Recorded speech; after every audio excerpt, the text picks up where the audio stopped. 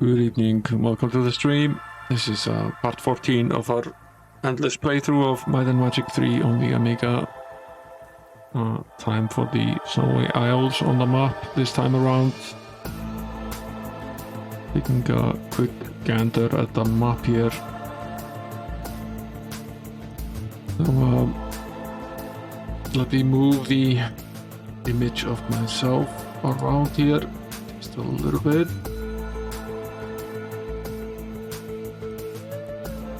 So last stream we finished up the desert isles on the bottom hand of the map. Had a bit of fun doing so. So we were basically here around the Forsaken Sands and Blizzard Bluff. We did leave this pyramid because we still don't have any access keys to gain access to the pyramids. And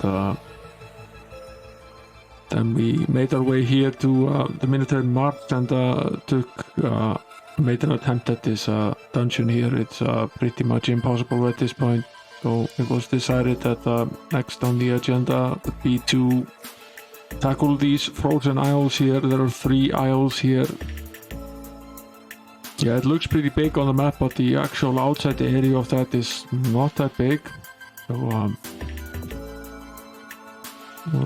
these are 3 different isles here, and based on the looks of this, there is only just this one cavern here, and it doesn't have a lock, so we can probably access it. Now, once we've completed this, what remains is then these Isles of Illusions down here at the bottom. The Isle of Fire itself, which has no caverns except for the pyramid in the middle, which is the last pyramid in the game, and then the Military Marsh and the Phantom Peak here over on the Swampy Isle. We haven't attempted the Phantom Peak yet because we don't have the purple key. Now there is a chance that the purple key is on the Frozen Isles. We'll see when we get there.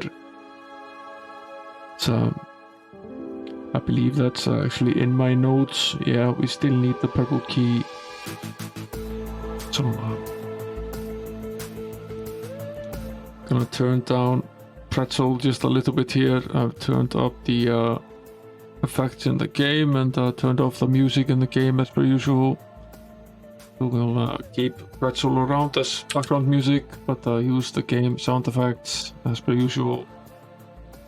So, I want to, as I've done before, I want to finish mapping the landmass first before we start working on the caverns, and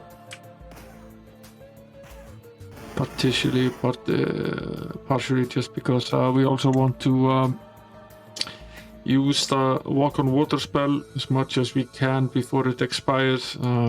We still don't have active access to the spell. We have to use an item, so it expires if we have to rest.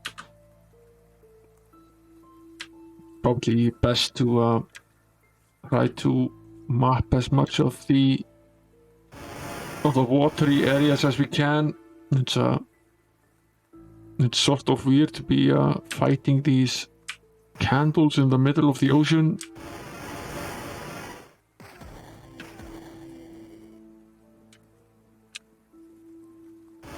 don't remember ever having come across a lit candle in the middle of the sea.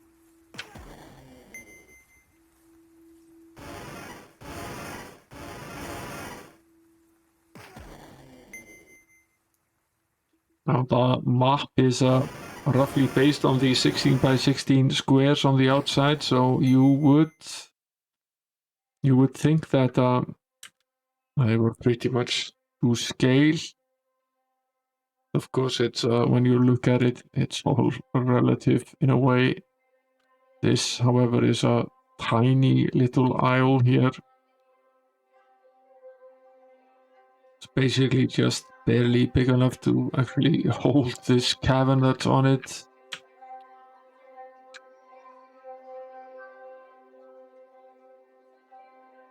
And, the space between them, however, is long enough that we do need the walk on water spell, which has now expired. So let's finish mapping the landmass then first, since we have to cast it again anyway.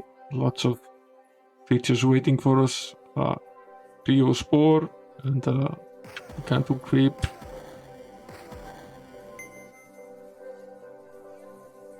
So some sort of fountain, the Fountain of Cartera, Warrior of the Great Sea. We'll make a note of the location here and jot it down in our notes as we always do. We are in D1 in square X7 Y9, Fountain of the Great Warrior.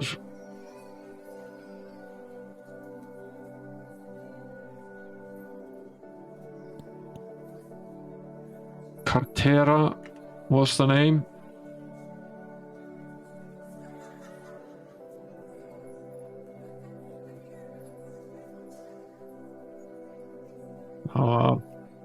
As is usual when we do this, I want to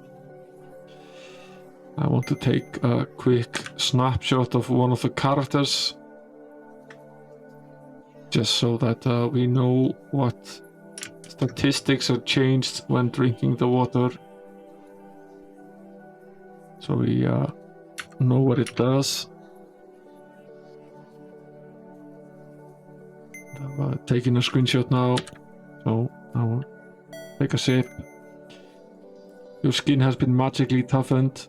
It doesn't always tell us what it does, but in this case our hit points have been upped quite a bit.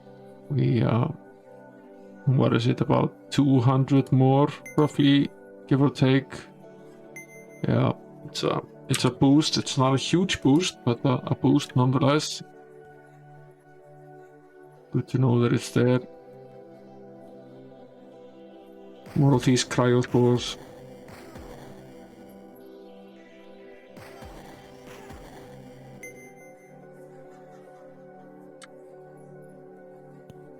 Lots of gems by killing these spores. Easy to beat, so that's easily gained gems.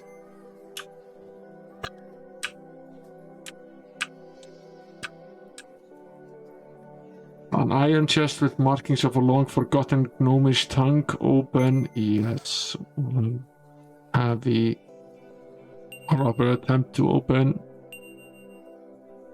Find some items here: a club, a crossbow, and a ring mail. A gold club, emerald crossbow, and a wind ring mail. These are not terribly valuable items, but we can still sell them at the blacksmiths and fetch a little gold for them.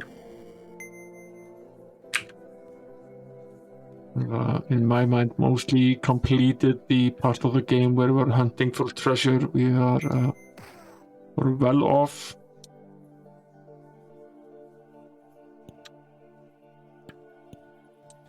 Don't really need any more treasure, unless it's a particularly valuable item. Sometimes they are.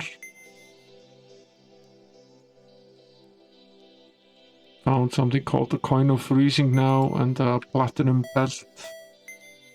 Not terribly useful either. There's that Cavern. Well, we already have the spell set just outside the cavern, the Lloyd's Beacon spell, so we can return to this point at any time. What happened there?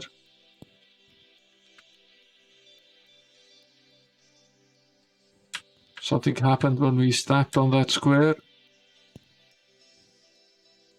Didn't see the text.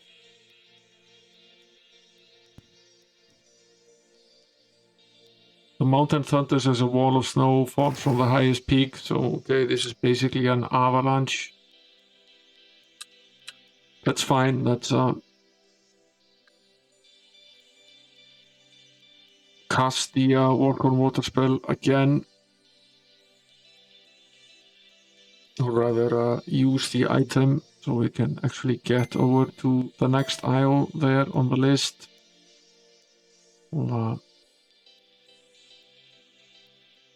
We'll unequip his plumbarge and equip this flashing fast box of water walking and use that. And then switch back since it needs to be equipped for us to be able to use it. And then we'll try to finish mapping these squares if we can before we have to go back. We're going to need to travel back to town to sell some of this loot so we don't enter the dungeons overburdened. Start by walking around this aisle here. There are some sprites here swimming around in the sea. They used to be a bit of a pain in the ass in the second game, particularly the super sprite was annoying. They would generally curse you and leave you cursed and having to repair that damage while doing very little for you in terms of treasure if you manage to take it down.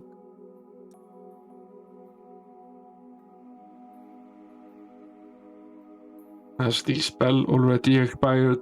Yes, it has. So cast it. We might as well finish this little isle since it's already expired anyway.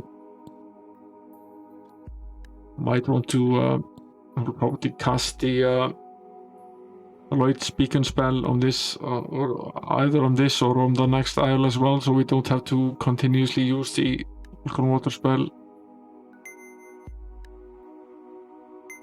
Some more items, 25k of gold. That's always welcome. Always use more gold in the game, although at this point we're well off.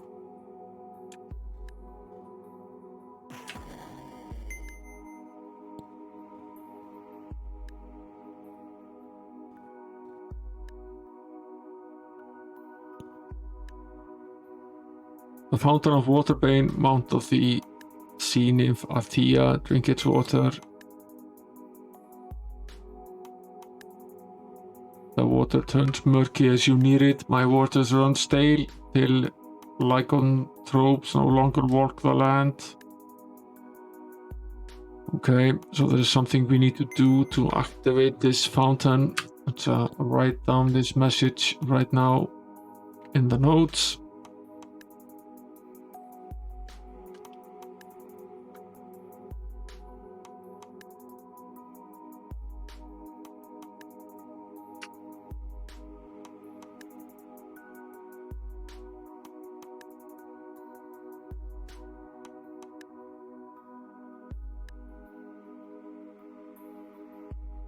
Did the game say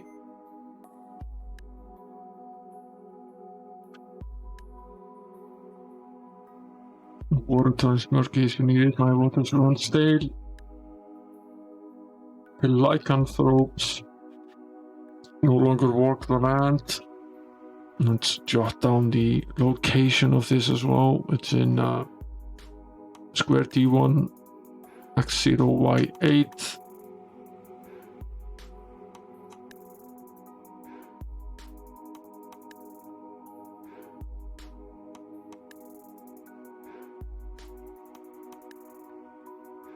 Okay, we'll move ahead. Try to finish this landmass. It's rather small.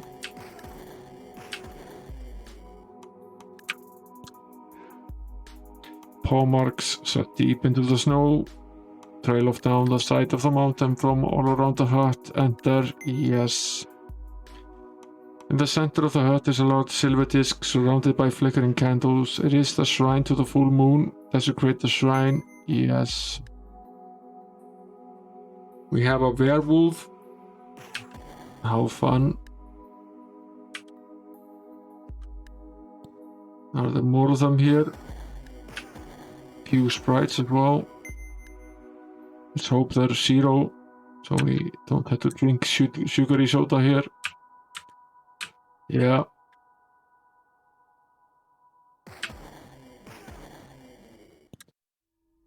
There they are, a few of them here. Let's get rid of them.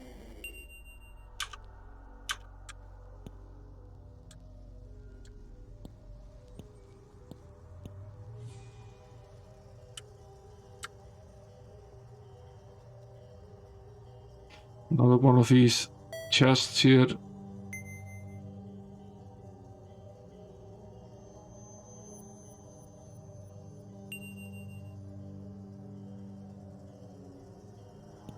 Some gold and a trident as well. So it's a super VGA trident.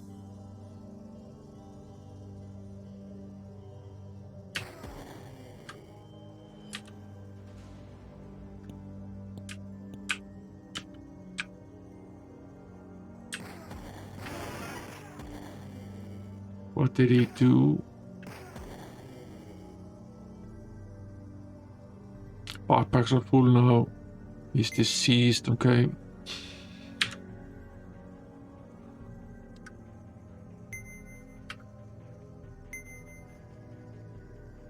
We'll fix that up and then turn our attention on heading back to town.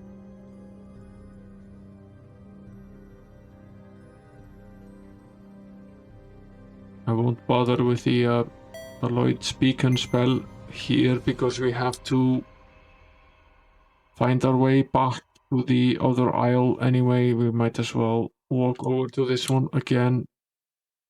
Let's visit the blacksmith here and sell some of this stuff.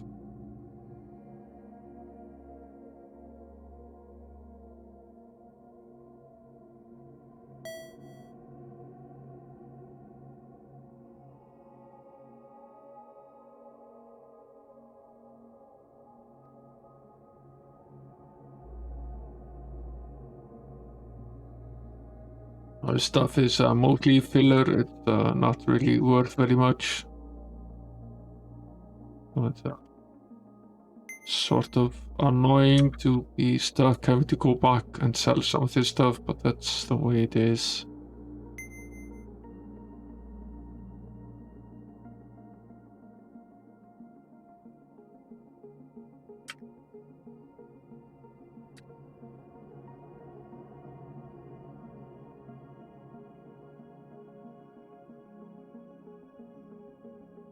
This is set in the magic cavern still. Means that we potentially should be using this one instead.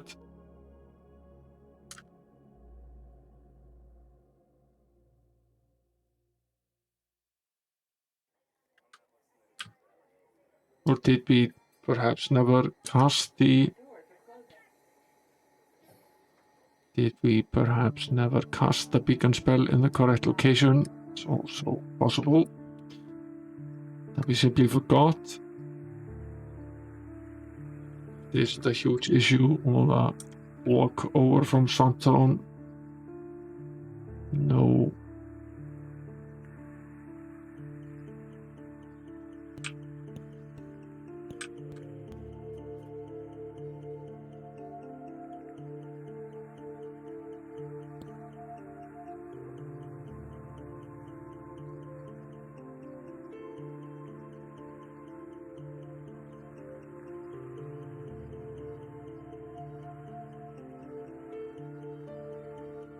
I thought we did it last stream, but apparently we didn't. It doesn't really matter very much. We can simply do it here.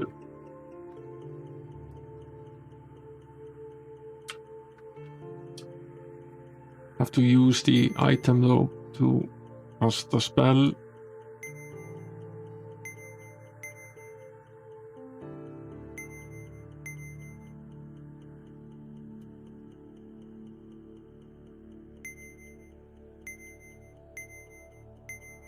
Go again.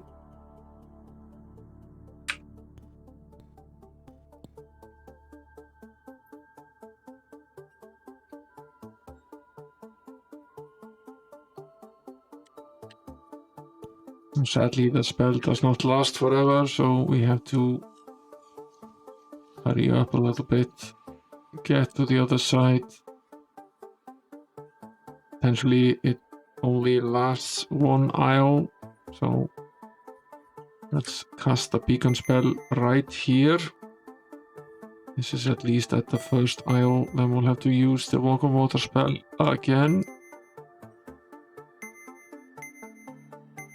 Luckily for us, we seem to have quite a few charges for this item, and we do have more of these items. Since we don't have a spell, I've been collecting them. Let's take a peek at this fountain again.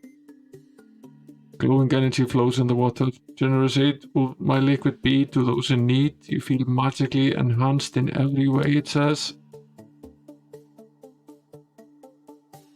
Okay, this is a pretty great boost. It boosted all of our abilities quite a bit. It seems to be 100 for each skill.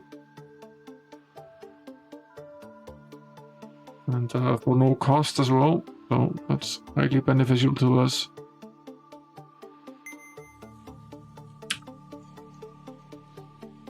Good to know of its existence.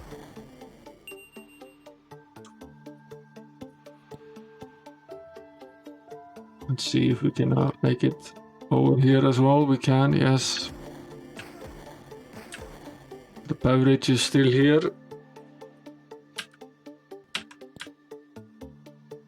Time for some more Sprite.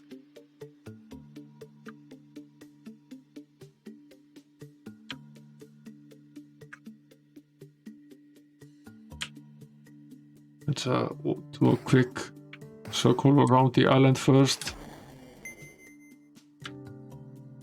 And then continue with the landmass.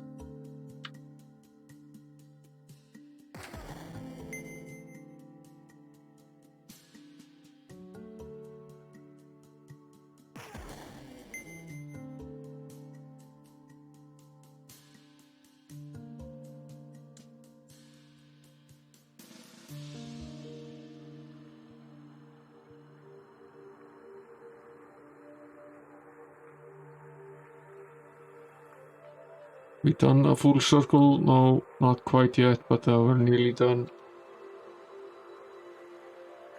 Yeah.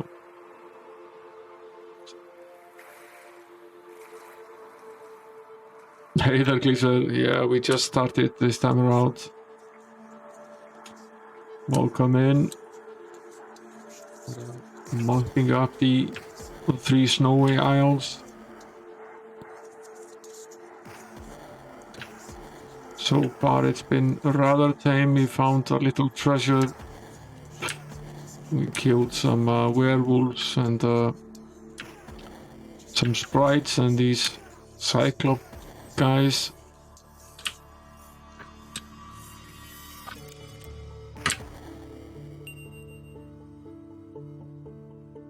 That seems like a lot of gold. Got 110,000 gold for beating these cyclops guys.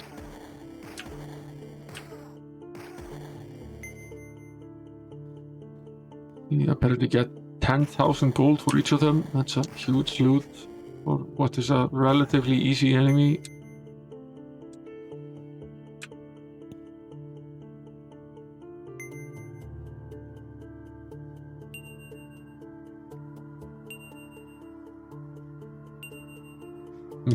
Yeah, the moving an hour away from me again.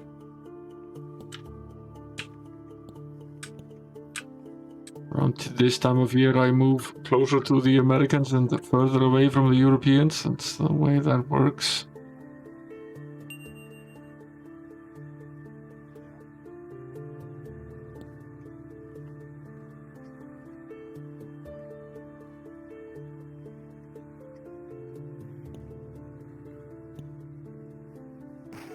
This is probably the hut of the sprites. The beverage factory.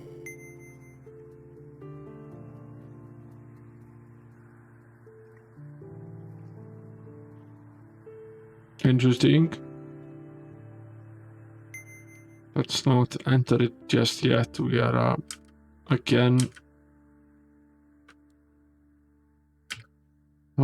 out of backpack space, so we'll have to head back over to town, sell some of this stuff and return.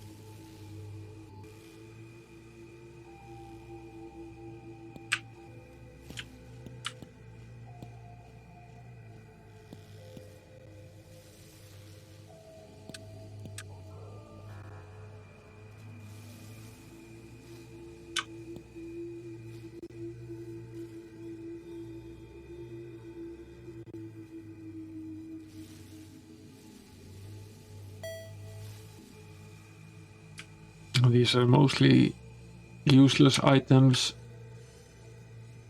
basically just filling up our backpacks, which admittedly are already quite full, so they're easy to fill up.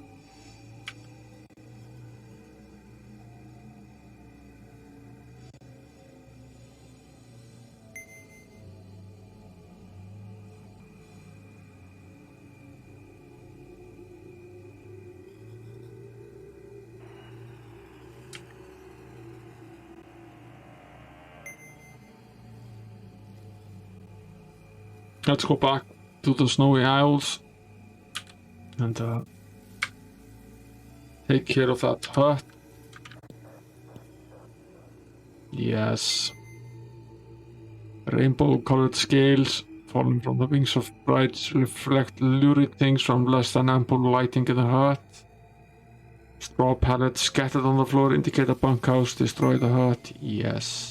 As the straw pallets burn, the rainbow scales dance in the air like a bizarre kaleidoscope. 25,000 experience. They seem very sad. Are they cursed? Yes, they are. So we have to go back to town and uncurse ourselves.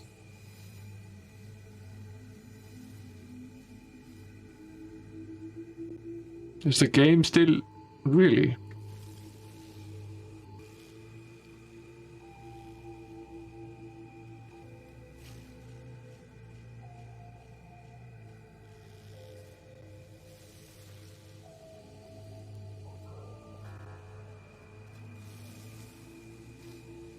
Yeah, everything is set correctly.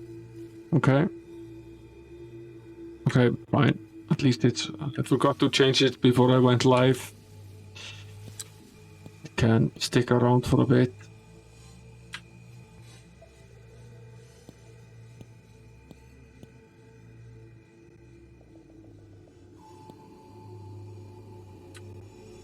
Okay, these aisles are tiny.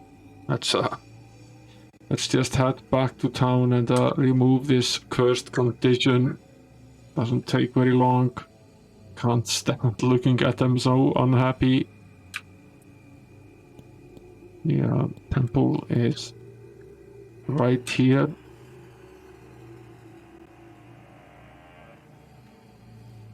On curse. Yes.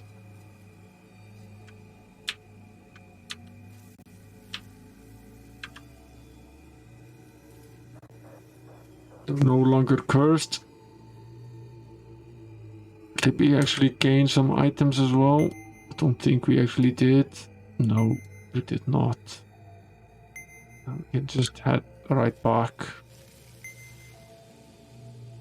What I'm going to do now is I'm going to go back to Fountainhead and deposit some money I feel somewhat uncomfortable walking around with all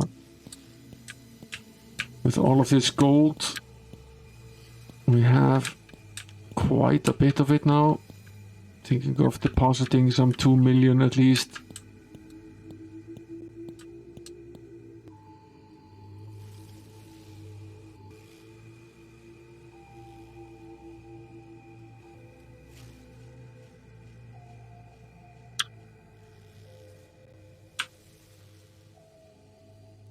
And 50,000 gems or so.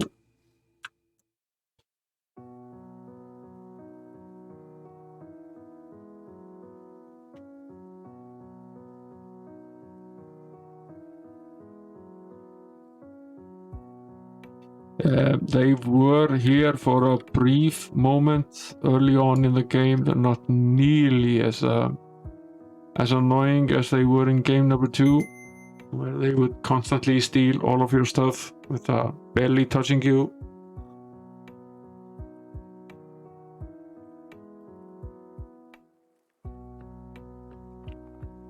What I have wondered about in this game, however, is the arena.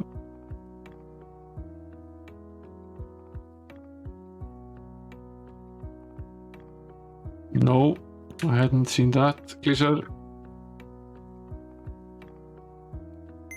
I accidentally set the beacon instead of returning. That was smart of me.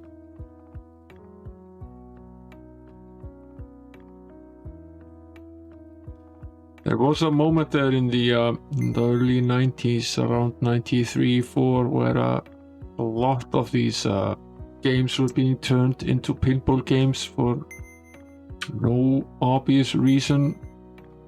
Quite a few games that I would consider to be platform games that were certainly pinball games instead. Most of them, at least in my ever so humble opinion, pretty bad.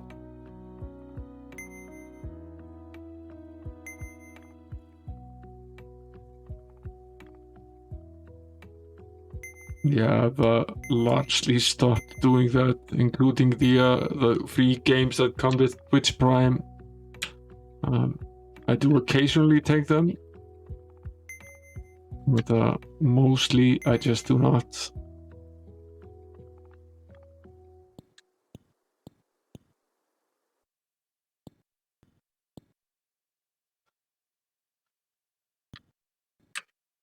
Sonic Pinball is a pretty terrible game. If you think it's the best Sonic game, then you think the rest are pretty bad as well. But, I guess that could possibly be true. I did not enjoy that at all. I've seen people play it a few times. It looks pretty horrid.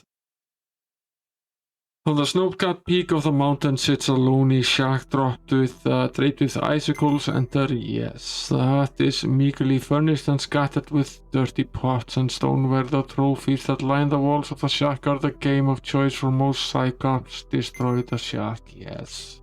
The remains of the hut lie in a heap on the ground. The trophies that once lined the walls peer out of the rubble. So that's the Cyclops gotten rid of. We found some items as well. Probably largely useless, but we'll still have to go and sell them.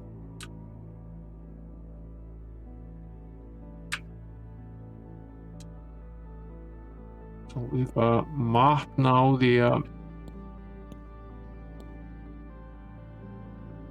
Hey there, Walderpont, welcome.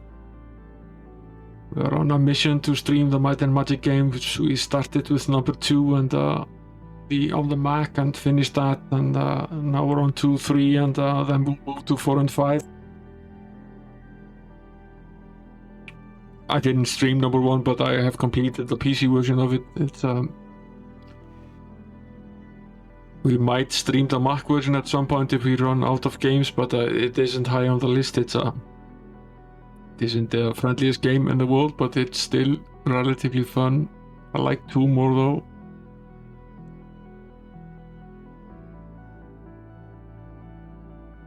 This is has become a Saturday thing here. It's a Sheltham Saturday. I am Sheltham, Guardian of Terror. We even have the nice sound effect.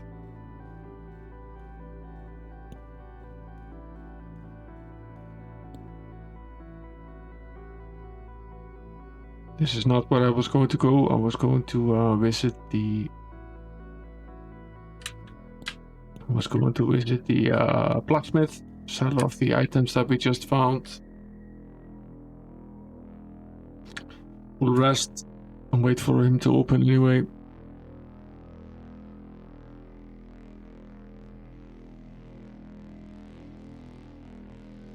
Even these aren't terribly valuable items. Still probably a good idea to take a look if some of them seem interesting. Spell, for example, is potentially something that we might want to keep around.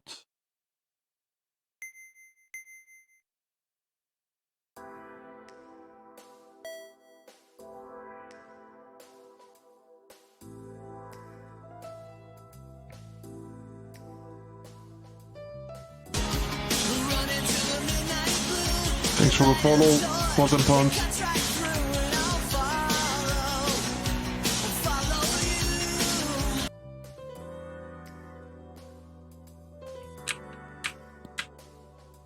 Okay, let's probably a good idea to save at this point, and before we head back to the Snowy Isles, we just have the cavern to go.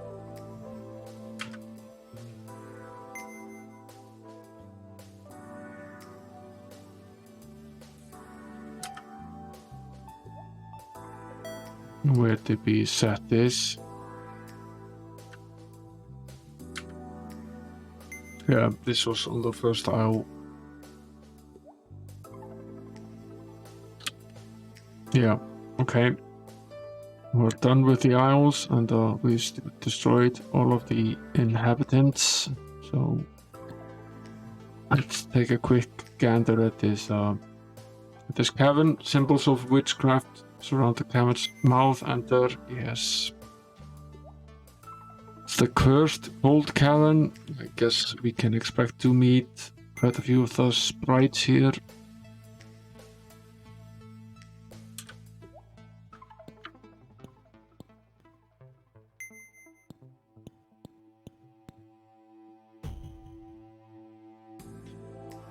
It's these guys. Remember them.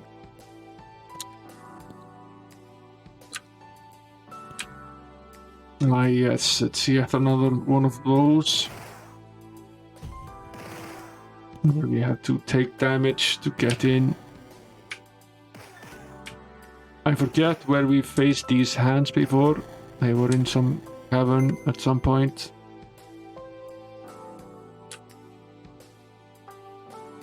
It's Kerrigan's Cursed Cold Cavern. Okay. I wonder if it says anything about that in the notes. Korok's notes on the Cursed Cold Cavern. The witches that have set up their coven in this cave are commanded by the Black Knight.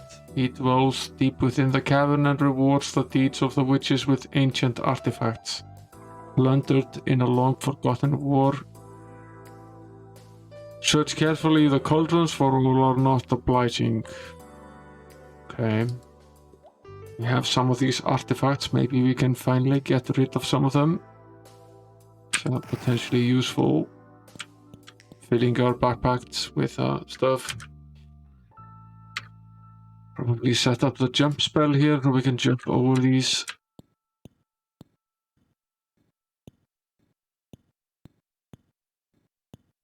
At least after we've stepped into them once, so we can map the squares. I don't actually do a ton of damage, but I still eventually bring us down. More hands.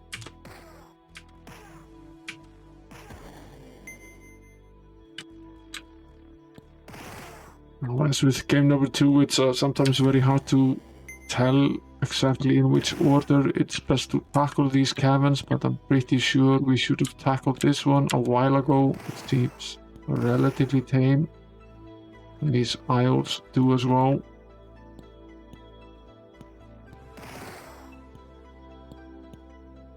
Should probably rest here before we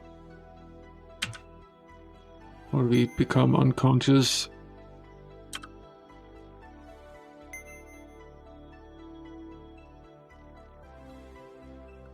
Chronicles of the Cursed Cold Cavern created by Kerrigan on Commodore. That's a lot of C's. It's even more than the 7 C's. Otherwise we could potentially sail them. It's a witch. It's the Wicked Witch, and she's facing east instead of west. She's probably lost.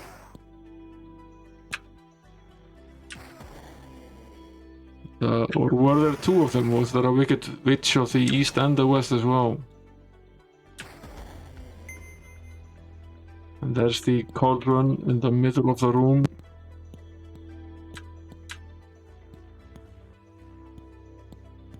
Map this little place first before emptying the cauldrons.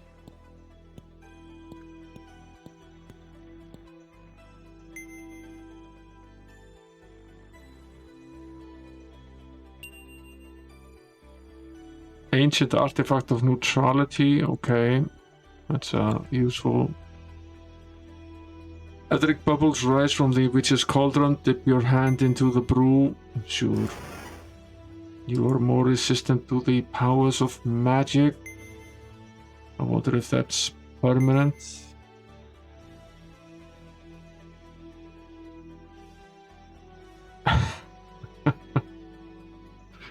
Yeah, I have 3 kids, Gleaser, I'm allowed to make dad jokes. It's sort of my thing.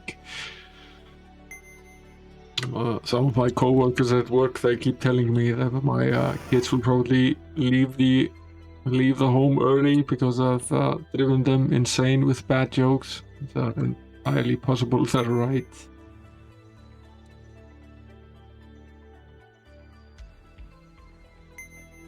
Okay, we did get a nice rise in the resistance category, but it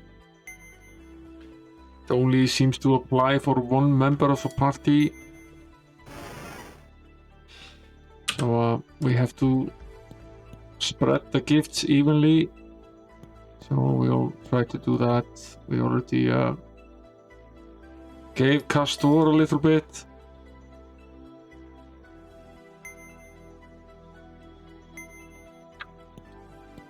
Next on the list seems to be probably the knight next. Assuming they're all the same, which I guess they are. The evil magic concentrated in the foul liquid permeates your very soul and ages you 50 years in the blink of an eye. That's nice.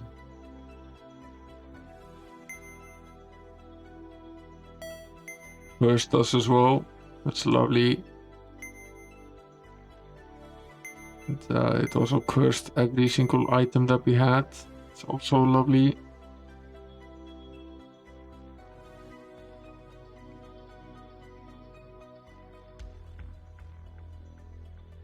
Yeah, I was being sarcastic.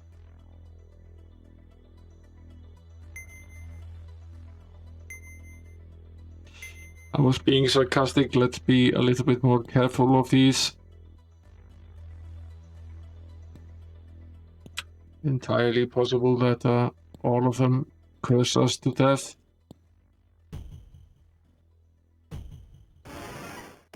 We saved just before finishing off these witches here, so we'll do that again.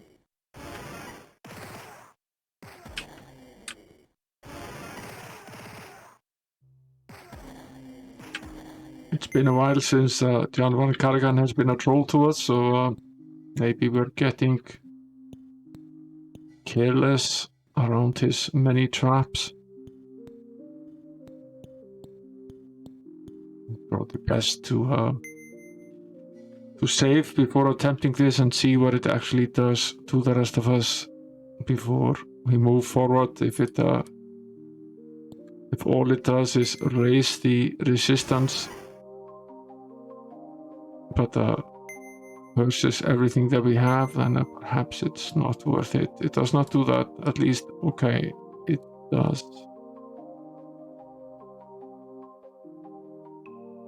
It curses everybody else except for the receiver. And it raises the resistance from 180 to 209, and is that permanent? Oh, it is permanent, but is it worth it?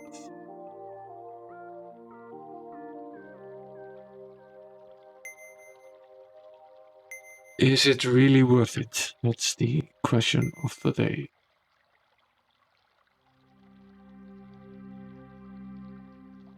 If we use the town portal spell now and head back to the temple, what does it cost to fix this?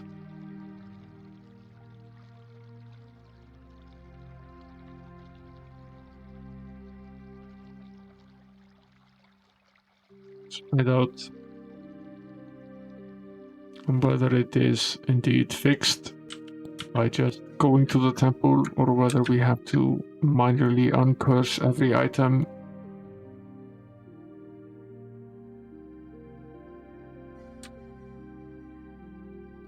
The cost isn't that big. If this is all the cost there is, then this is definitely worth it. It's just a bother going back and forth.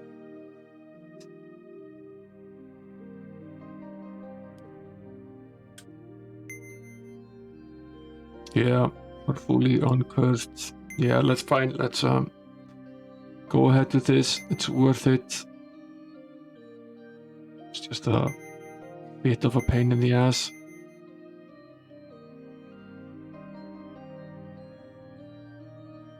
Set the beacon spell inside the cave once we get there again.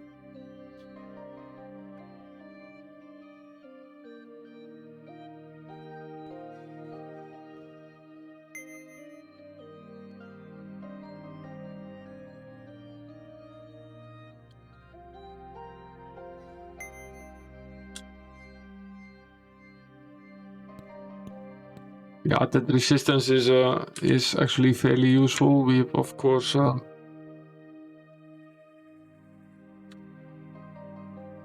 have to deal with the fire isle, and that we really do need additional resistance.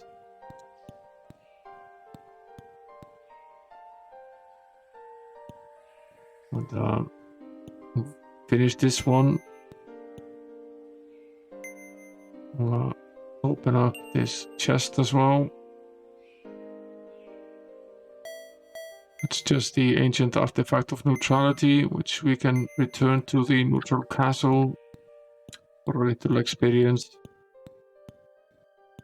which is useful to us. Now, this cauldron was basically just messing with us. Save here before we attempt it again. I will try it again, but if it fails again and basically just ages us, then I will... Yeah. All we find is this tiara. What sort of tiara is it? It's an Arcane Tiara. What does it do? We'll have to travel back to town. See if this is a worthwhile trade-off. It's potentially not. We still haven't found any spell to reverse the aging condition, nor have we found a fountain that does it for us. And aging someone 50 years seems pretty steep. So we'll take a quick look at it nonetheless.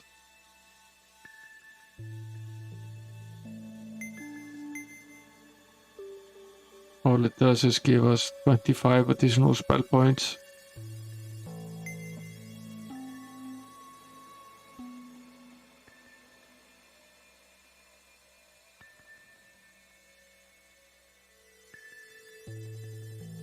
Yeah, some of these, there's nothing wrong with the story in any of these games. It actually lives up quite well still.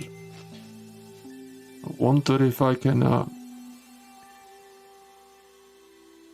cure this aging condition in the temple. If I can, it's worth it. If I can't, it's not.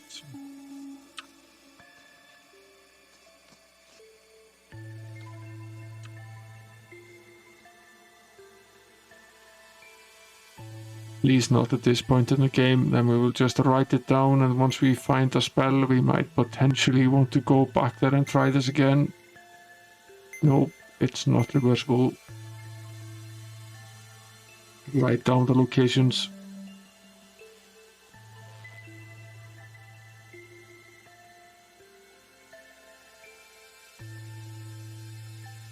I haven't fully decided whether we'll do that or not. Amiga Tolerant Gamer, whether we'll play it on the retro PC or whether we will actually play it on the Scum VM. We can do both. We have, of course, we have 2 of the retro PCs, and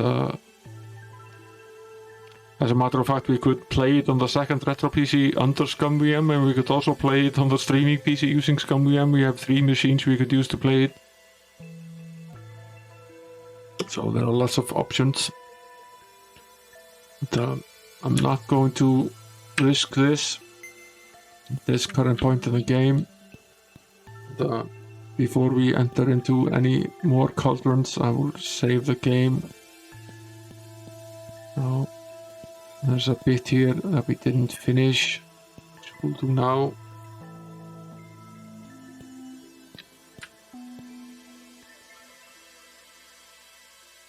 There's a note here on the wall: Vampire King guards ultimate power orbs. Guess that means that we could potentially find some more of them here.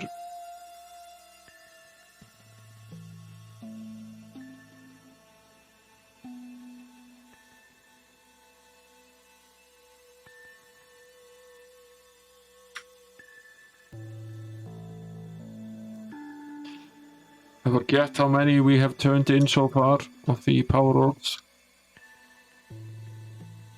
I think the total number we've turned in is 9. Thereof we gave 2 to the good king and 7 to the neutral one, and we still need at least 4 for the neutral one to finish that particular quest.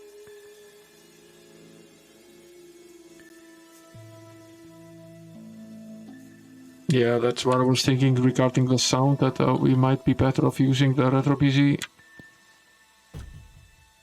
I'll try it on both and see how it works. For Beneath the Steel Sky, at least, there's a marked difference in both the sound quality and the game quality running it on the Scum VM, so I decided to just forego the retro PC for that particular game.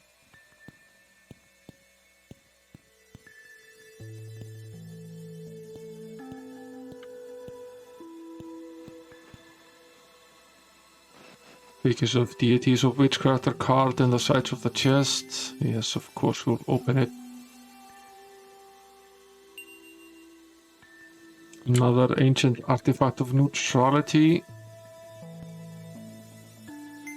Another one of these cauldrons that's safe before we age 50 years or curse all of us. Hey there, Tonta, welcome to the stream.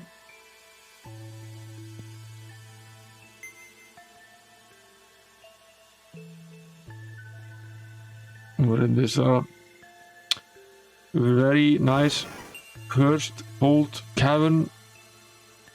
We have found an ancient fishbin of misfortune. I think it's actually the second one in the game that we found.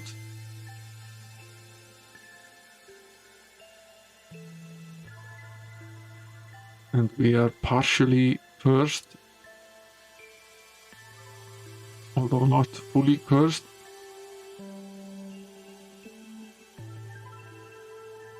Now, I have no idea what these do.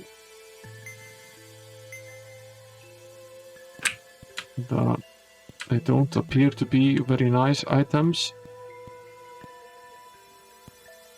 And there isn't a great deal of damage, at least.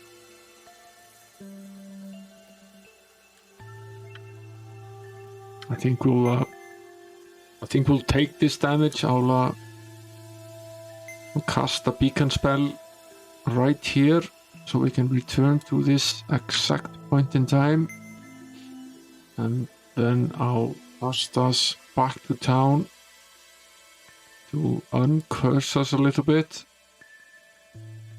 It's not good to be cursed if we get into a difficult fight. Our chances of beating the enemy are somewhat reduced.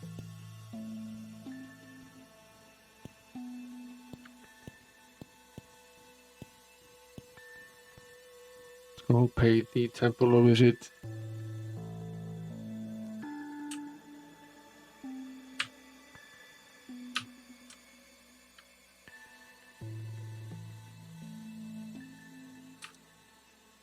Few of us are cursed, and I'll just heal us while we're here anyway.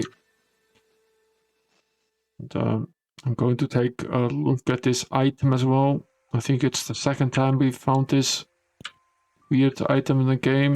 I don't think it actually has any use in the game, but you never know which items are part of a quest.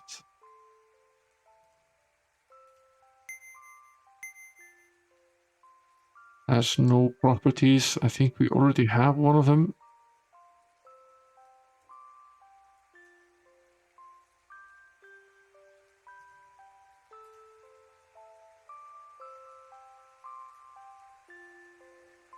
Sounds cool though.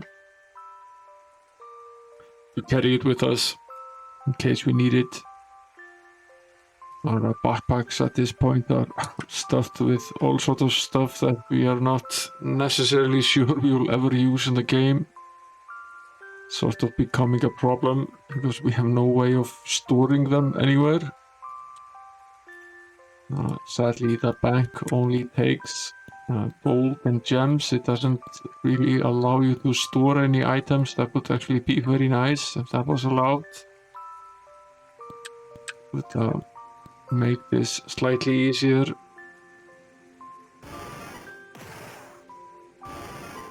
More witches.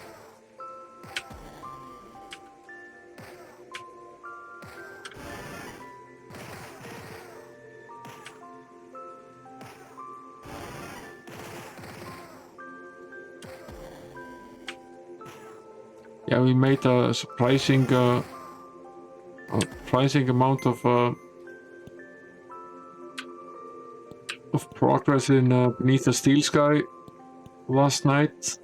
Actually managed to get far ahead of where I would have assumed that we would get. But I think I ended the stream in a situation where we were basically stuck again. But still, it was a fun stream. I sort of like that game. It's very weird though. It's much more weird than I thought it was. Cryptic runes, decorate the fire, blackened cauldron, search inside the bowl. Yes.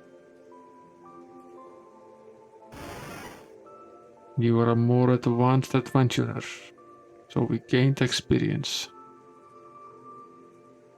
How much? A bit. Not a great deal, but a bit. Okay, we'll take that. Probably at a cost though.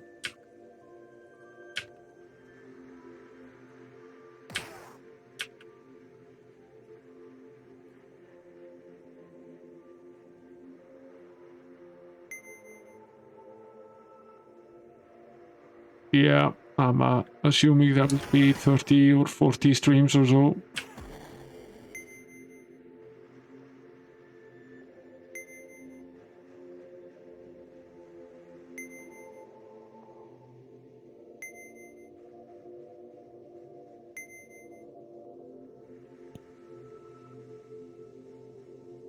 We'll rest here and save again before attempting the next cauldron. Seems unlikely that we'll get as lucky with that one as we got with this one. Did get cursed, but we're not dead. And we weren't aged, and we actually got something of value in return. Experience is always welcome.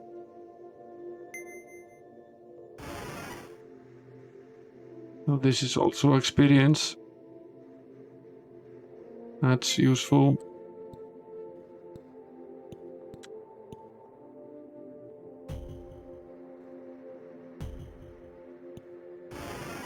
Four hands.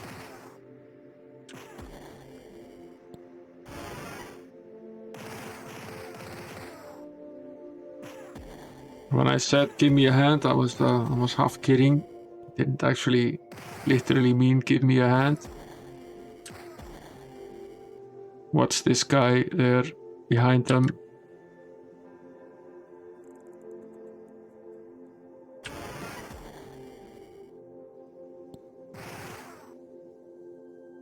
It's a Black Knight.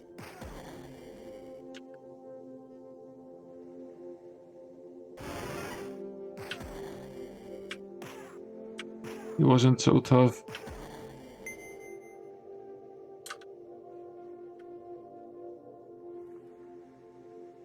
More like a White Knight. Let's see, let's map this little room here as well before continuing with the one that we just returned from. This is quite a big cavern.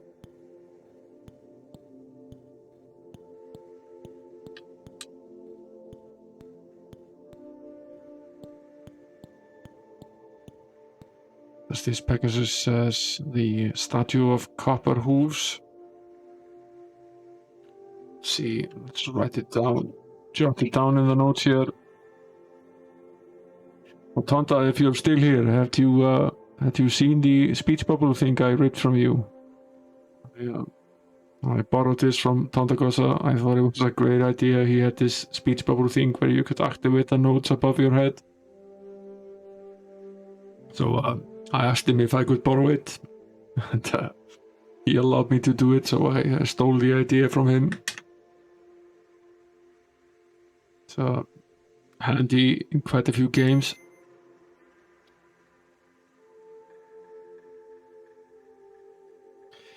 What is nothing but holes tied to holes, yet is strong as iron?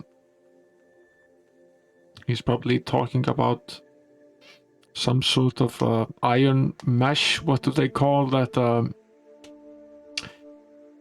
What do they call in English that armor thing that is basically just a bunch of wires tied together?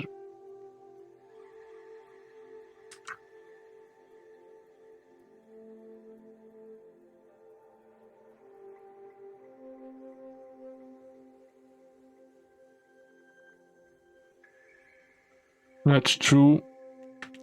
Is that perhaps the right answer to this? No.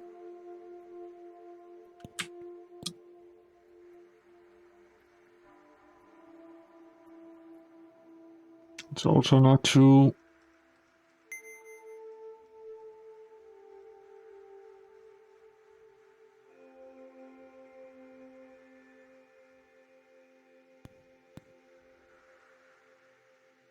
Yeah, potentially that could also be chain. That's correct. The password to raise the sunken island is youth. We'll write that down.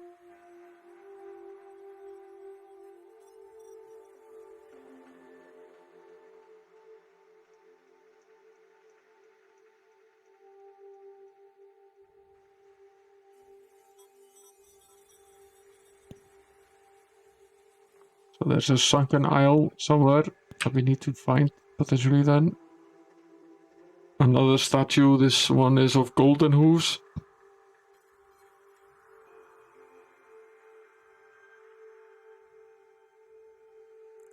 Write down this riddle as well. See if we can answer it.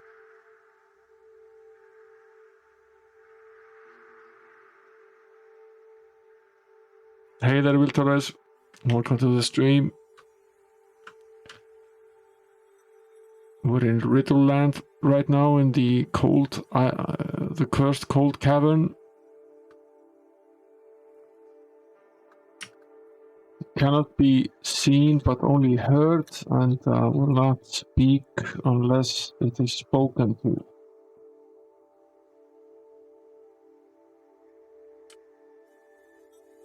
Is that an echo?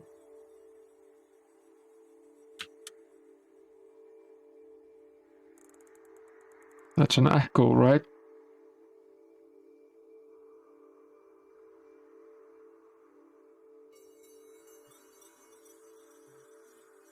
The pirate's treasure will be real on Wednesday.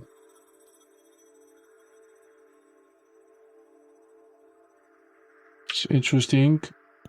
We haven't figured anything out about the pirate's treasure yet. But, I guess we will at some point.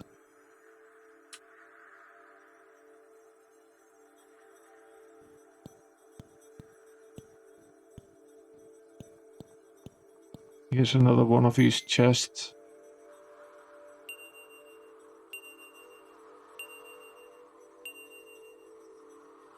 Bunch of stuff. And some gold as well. After this we probably need to head back to town to get rid of some items. We have 2 ancient artifacts of neutrality now. We might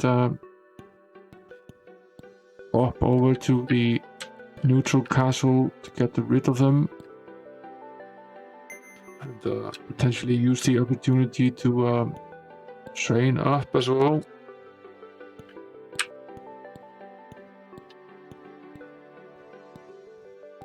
Before we finish off this rather big place. There's another chest here. How much space do we actually have in the backpacks at this point? Not a lot. Actually just one slot free, and everyone is cursed to hell and back. Let's use the beacon spell right here at the location here. Send ourselves over to Wildebar, uncurse ourselves, sell some of this stuff, and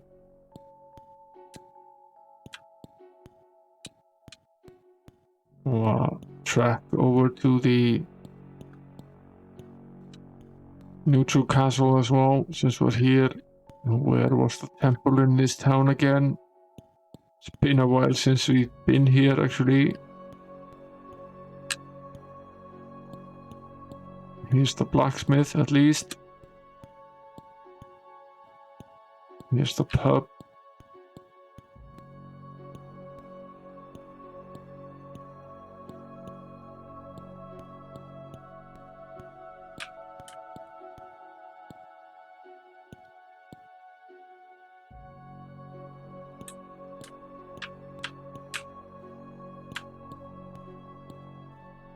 Yeah, both of these spells are highly useful. They save you a lot of endless walking around.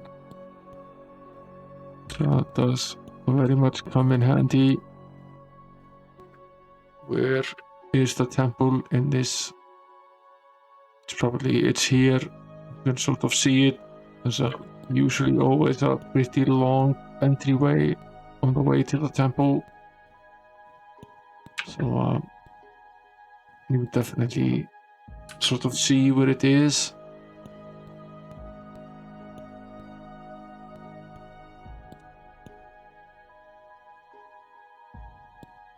It's down here, actually. There it is. Temple Bloodroot. Yes. Uncurse us, please. We don't like to be cursed. Very nice.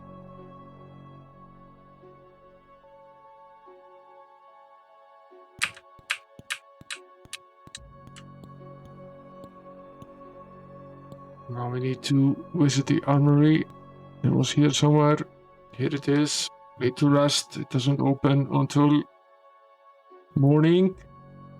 And try to get rid of some of these items or at least check out what they are, which is basically useless to us.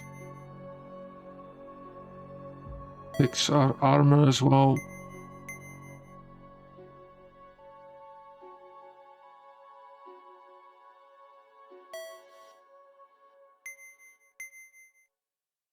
Yeah, these items are largely useless, low value as well. Any more broken armor? No. Okay, let's head over to the neutral castle, get rid of these artifacts, then go back to the 5th town, train up and return to the cold cavern after we've done that.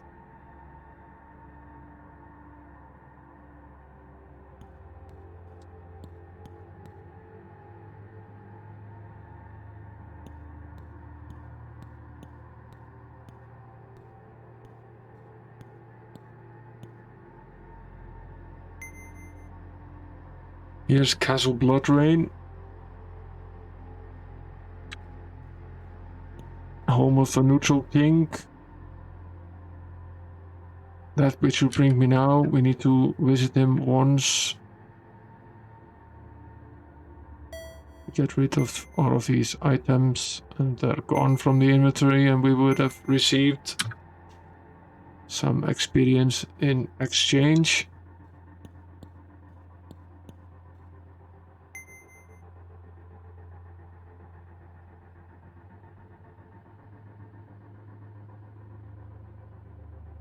Which reminds me that we still haven't finished the evil castle, because we haven't figured out how many soldiers are in the legion. We tried all of the obvious numbers, but none of them have worked so far. We should probably do a round of going to the various taverns and checking for rumors. There are probably simple things that we haven't figured out yet in the game. We haven't really been doing that, except for the first town. Got one more level here.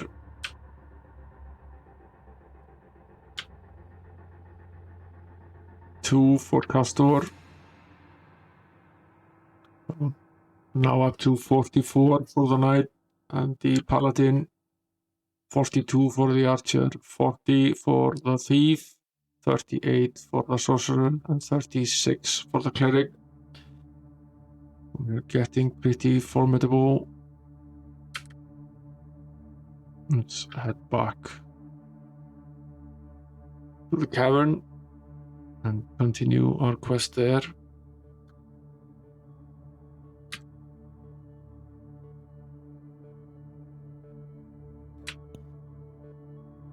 Ah yes, we hadn't opened this chest up.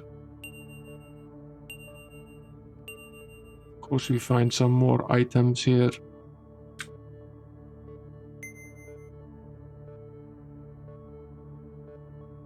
Precision ground axe of dragon breath, iron bandage, amber leather armor, and a steel metal. All of these are probably mostly worthless. Wrong key. Let's see, but we should probably still go back and sell them.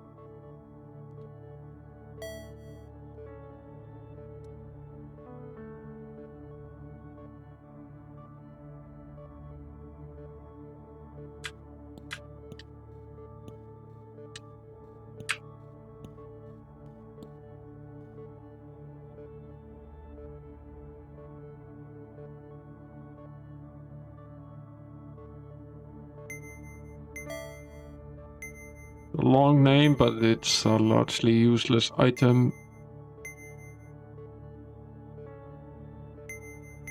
So is this.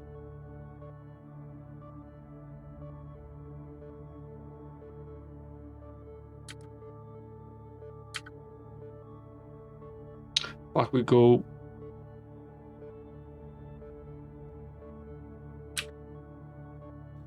Fine.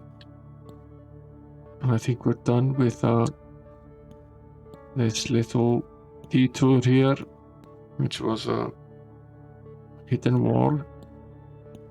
We already finished this one at least. Yeah, we went to death here. We completed these 2 riddles, got 2 clues that we can potentially use later on. Wasn't a hidden room here, no. Okay. We're done with this bit.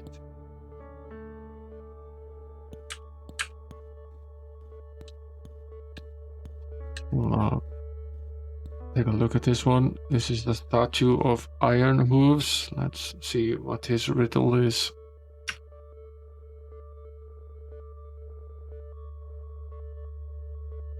I'll write down the question, try to answer it as well.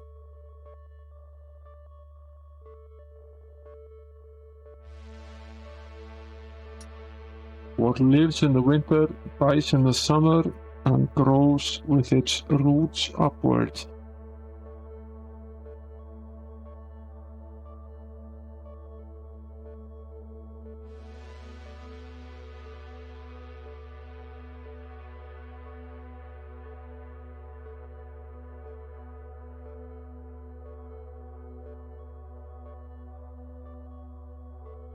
Any one of you are specialist in flowers or a botanist?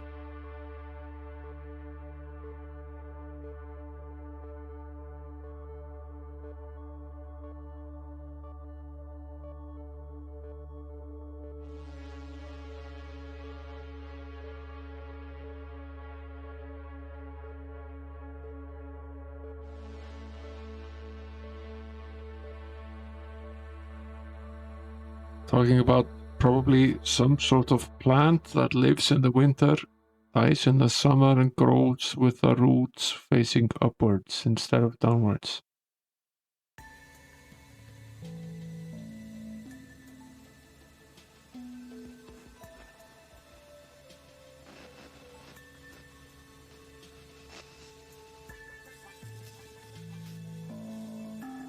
We'll leave this one for now. I don't have a clue either.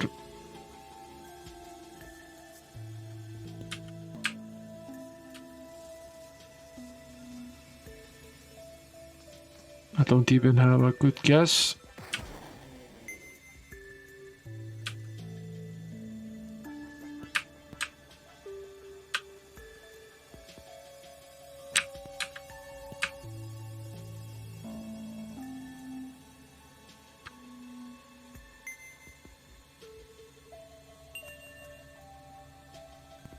An ancient artifact of evil that we need to return to the evil castle. Another one here as well. Did we already visit these?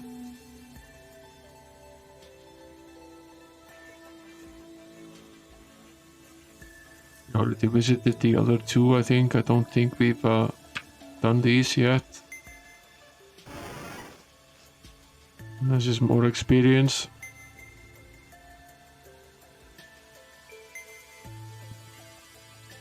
This is this one as well.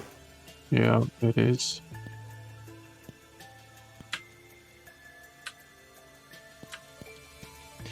Okay. So we traded experience for an endless amount of curses. I guess that's still a good trade.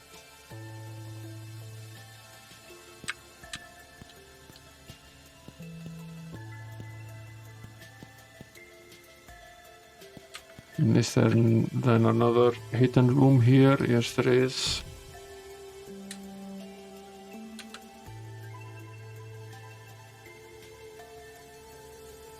Potentially we've made it out into the cavern again in another location. Seems likely this is sort of like the one we walked into before. We might at some point come to a full circle. It's a pretty big cavern though.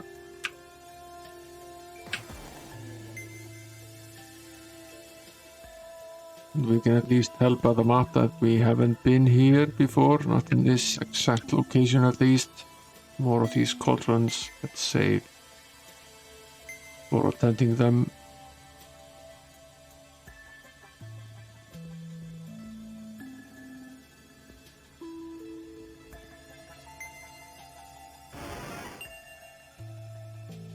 We found another one of these precious pearls of youth and beauty, which I still have no idea what actually do.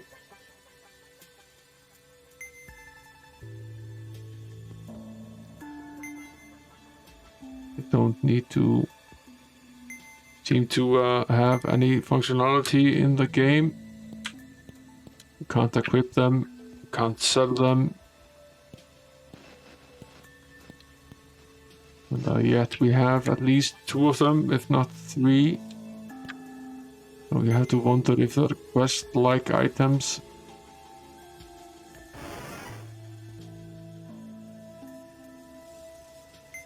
This was resistance, further resistance to magic. Actually quite useful. We'll take it. And save.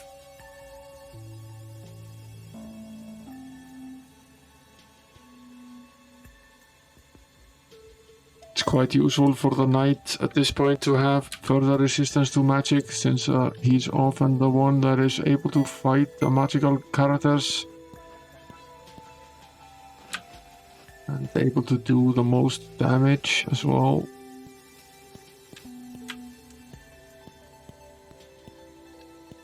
Was quite the boost as well. I think he moved from 40 something and all the way up to 65. Quite the boost.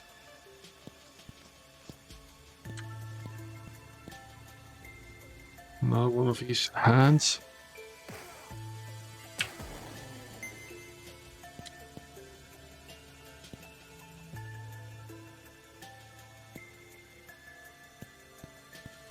Let's finish off the part here that doesn't have these butchering blades first.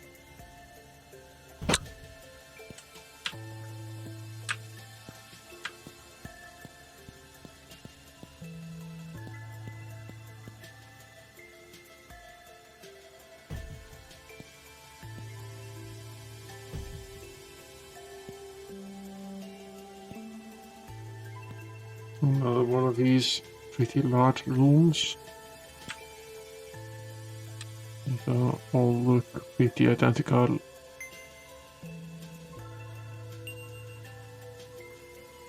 An ancient artifact of good this time around. We already found an ancient artifact of evil and 2 of neutral as well. How much space do we have right now? We have what, 3 slots? Yeah. See what the riddle is about. Statue of the Silver Hooves.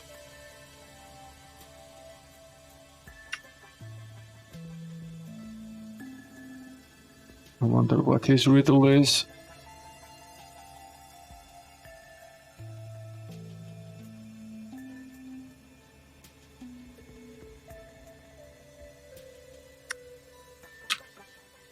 Who's always coming but never arrives.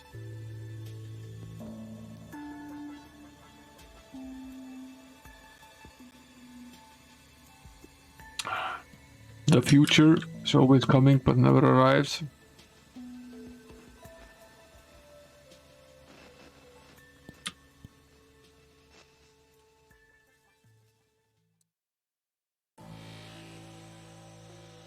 It's tomorrow. Close enough.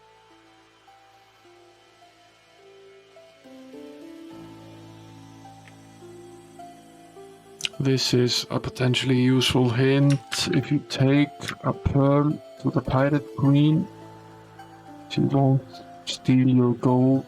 Okay, so if we have the precious pearl of youth and beauty, she won't take our gold. That's it. We already had another hint that the pirate treasure would be real on Wednesday.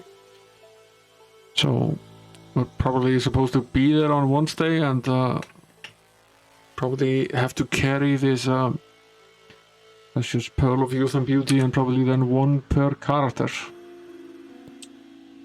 we already have 3 of them. So it does suggest that they have a point in the game.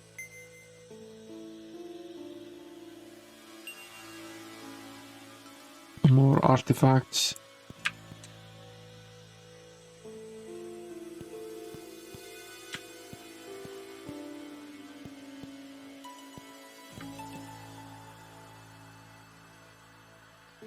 Okay, we're done with this little detour here. Nothing more to see in here.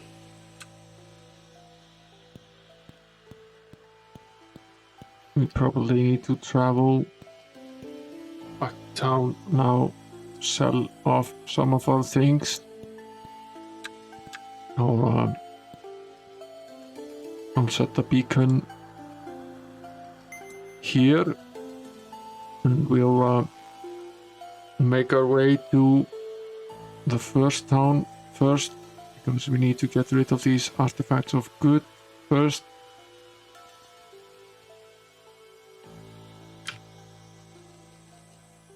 The good castle is just outside of the first town.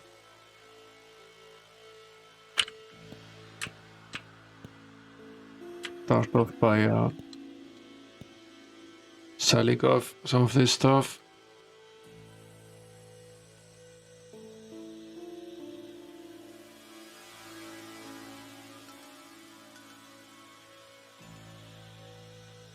Yeah, we actually have no stuff to sell except for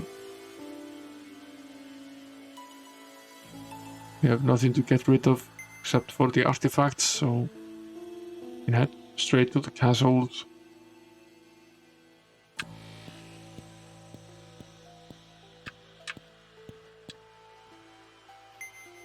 Do the good castle first, it's quite a bit quicker, then we'll head over to the evil one next. Won't take us very long to track all the way over there.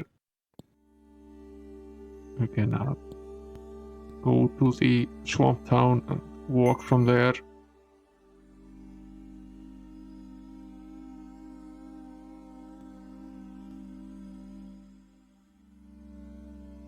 Maybe get rid of both of them. No, only one of them.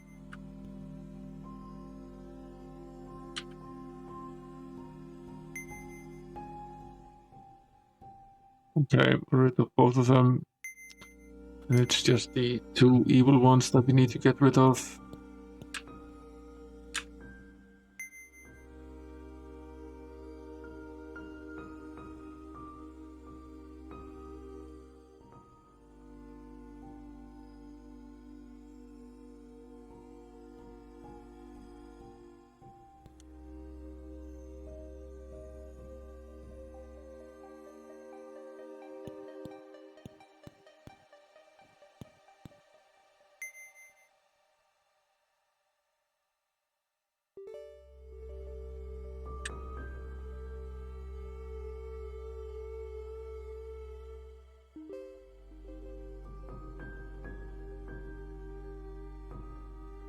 Track our way up the swamp isle and make our way over to the snowy one on the other side.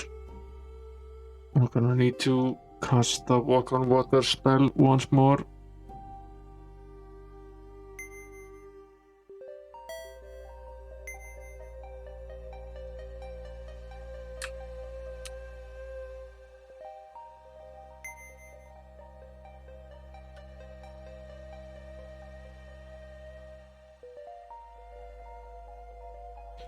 Did the item stop working? Is it out of charges now? Yeah, it is. Okay, we need a new item to cast the walk on water spell. We have some. I think at least we have some items still.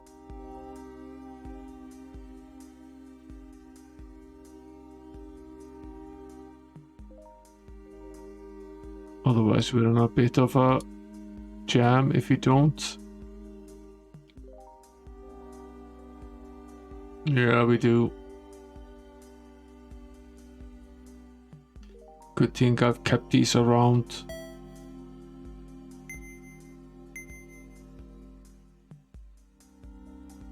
Okay, I have to unequip this and equip this instead, and use it. Make our way over here. This is all a bit of a mess. Having not found this spell yet. It's well hidden. We've been to pretty much every dungeon in the game at this point.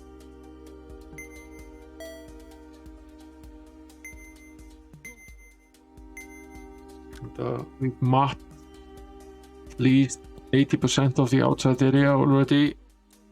It's sort of amusing that we haven't found it yet. I'll set the second beacon spell outside of this castle, since we do need to visit it fairly regularly. We don't have to waste the walk on water spell. Get back here.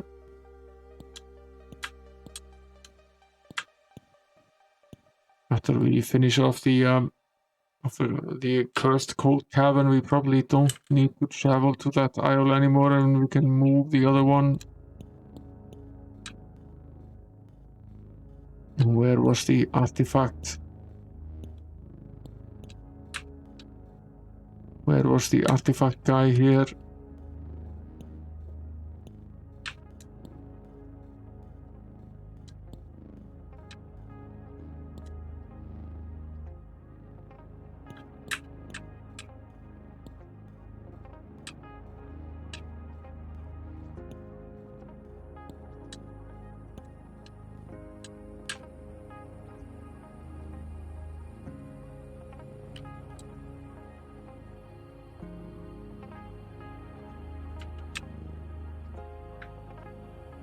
Okay, we've gotten rid of these. To go out of the castle to cast the portal spell.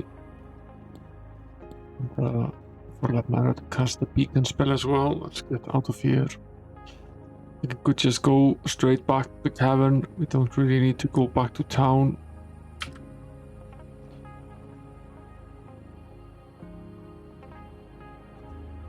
Continue exploring this.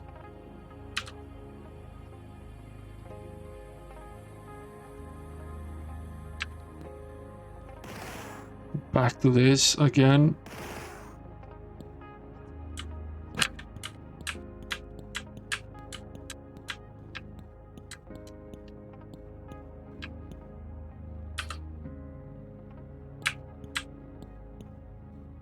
More hands.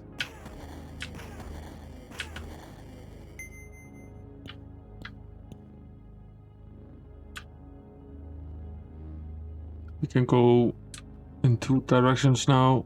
We can either go down here.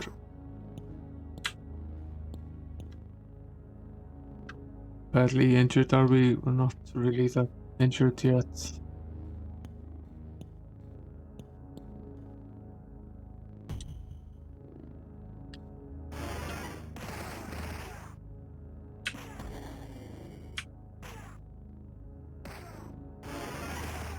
We're now on the western side of the cavern, so these are probably the wicked witches of the west. Already took care of the wicked witches of the east.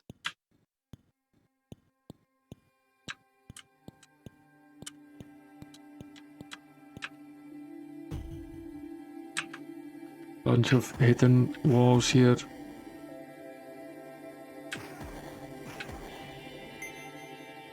And these are pretty weird little knives as well. Added effect. Let's rest here, recuperate our hit points a little bit. Or bashing in this door. It's probably something nasty on the other side. Have we come full circle now? Yes, we have. Okay. So we're pretty much back where we started originally. Activate a jump spell. And we can at least jump over these. Once we've managed to map them, we don't need to get hurt by them again unless they are in this exact position. Okay. This place isn't endless, at least. We've managed to reach the other end, at least. Let's save before stepping into this cauldron, seeing what's in it. Can be a variety of different things, but are always good. I think I pressed no. Give the paladin a shot this time around. Here is the black key. That's nice. That's the last key we were missing. Now we have all of them.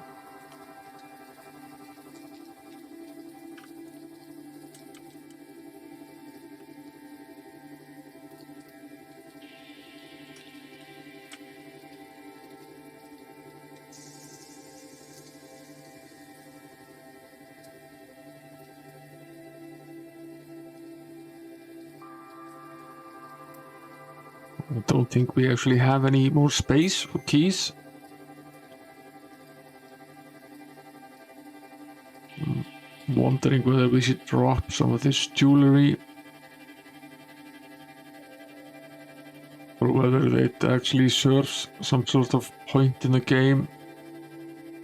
This coin of nature is basically just the nature spell as well. It's somewhat getting tempting to just drop that as well. That's what I don't know. That's why I've been carrying these around with me forever and ever and ever, because I don't know if they're actually worth something or if they're worthless. It's very hard to tell. We'll move the black key over to the thief. At least we know roughly where it is in the inventory then. I do like to keep all of my keys on the same character so they're easy to find. And you don't actually physically need to use them. You just need to, if you have the key on you, you will gain access. So it's so you don't actually need to do anything to use the key. Doesn't really matter on which character it is. It's just handier to keep all of these items in the same location. Here's another detour, more witches.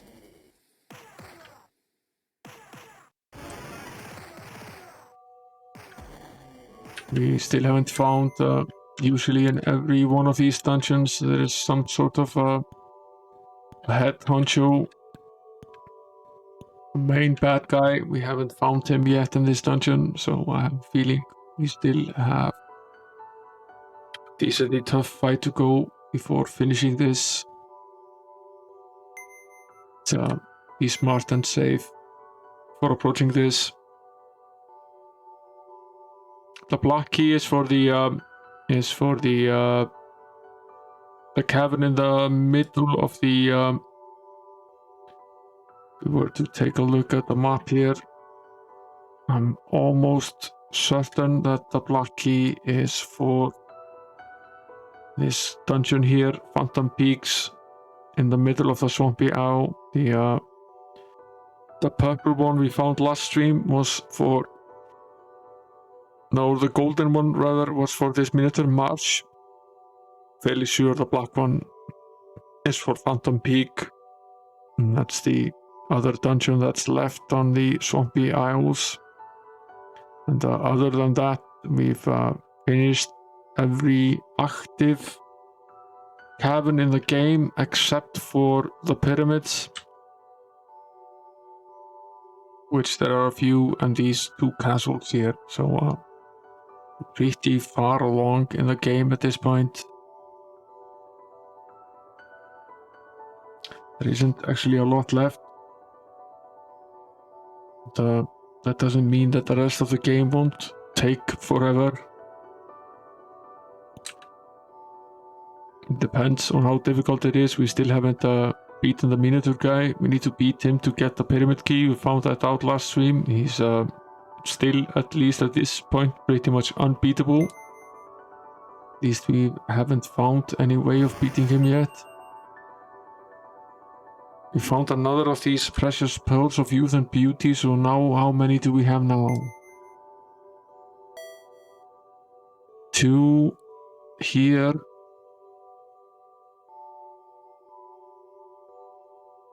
1 here as well. 1 here. And 1 here. We have 5 of them. So if we need 1 per character, we're only missing 1 of them. So that's nice.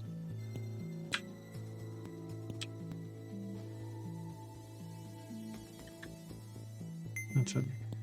Keep forgetting to save before we just wade into this.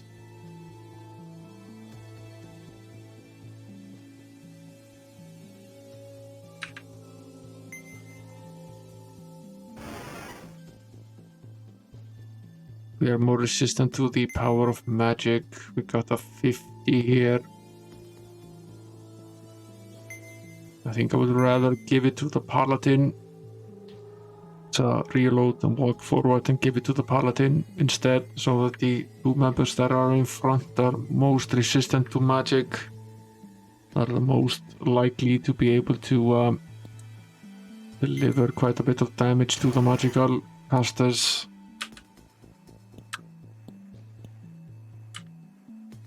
So we'll take that. That's a nice boost.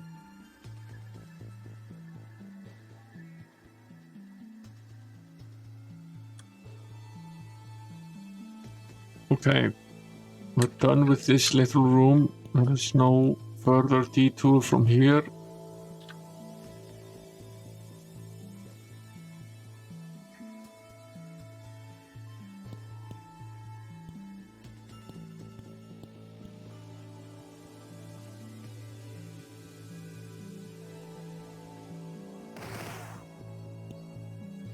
We'll go back here again. We haven't finished this one off yet.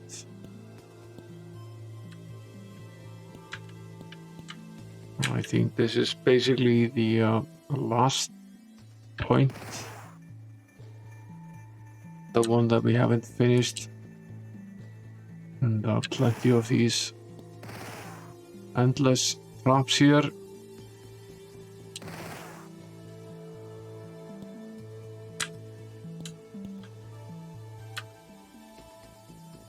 Okay, we're here again. Okay, this is the start of this level here. So this is the entrance, right? Yeah, this is where we came in. So we've circled around here. Haven't fully completed all of this. Need to go forward and here and to the left and here as well.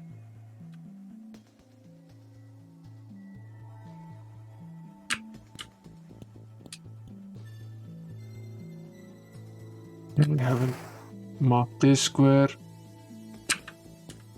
We need to go here. We have completed this part, but not this part here on the other side.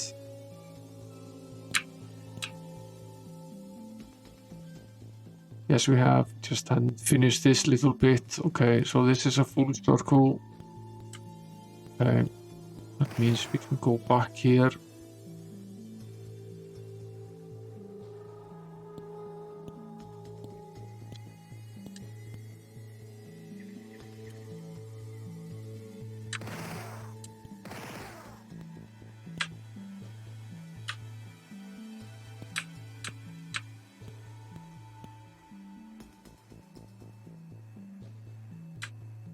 Are we then mostly done with this? Is that the case here?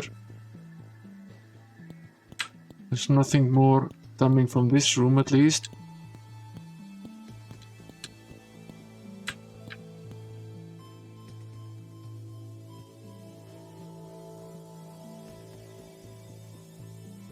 There's always a little risk of forgetting some of this, just walking past.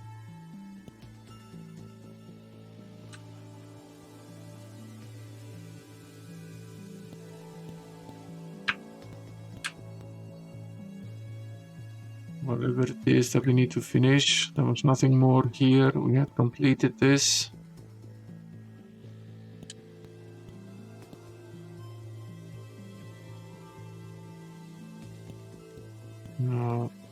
There's no path leading from this either.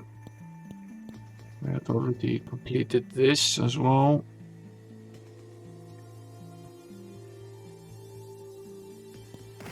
Let's go in this direction, see if we left something up here. Sort of feels odd that there isn't more to this.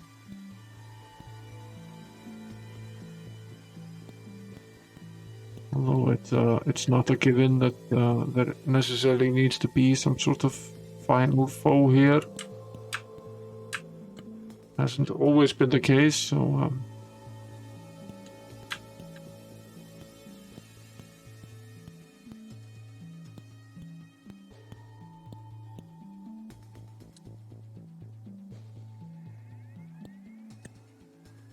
which one of these was this one? This was the Silver Hooves one. Yeah, we already answered this one. It's just the iron one that we left behind. We don't know the answer to. But ice is actually a potential answer to that question. So we probably should try to track him down again.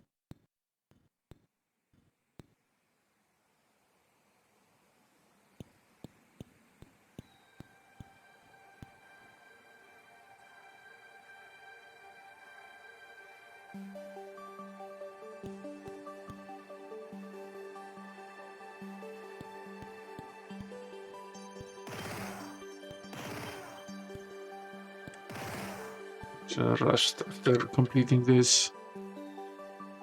Recuperate our hit points. We're going back in.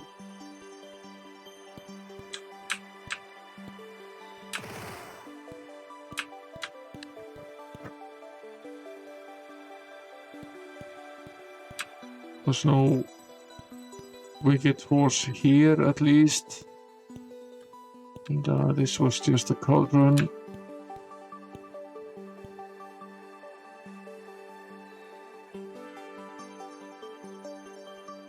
Two paths from here.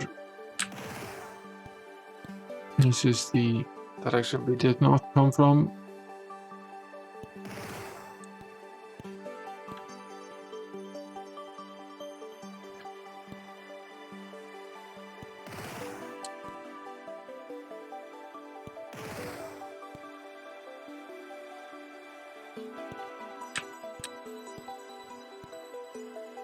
Did we go all the way to the bottom of this one? Or did we leave something down here?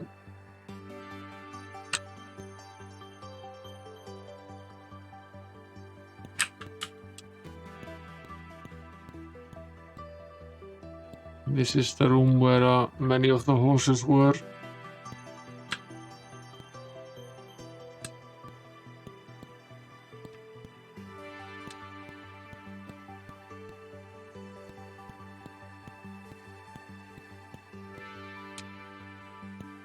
Yeah, we come a full circle now to the Vampire King wall. We go in the other direction.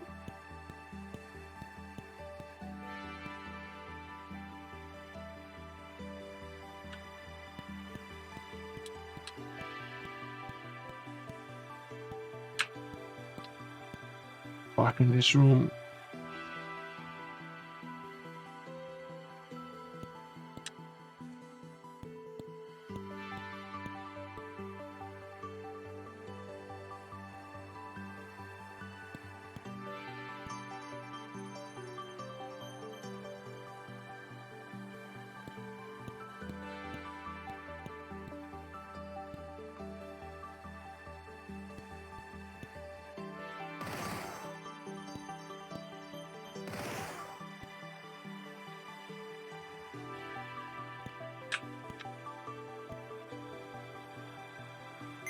This is the start of the level.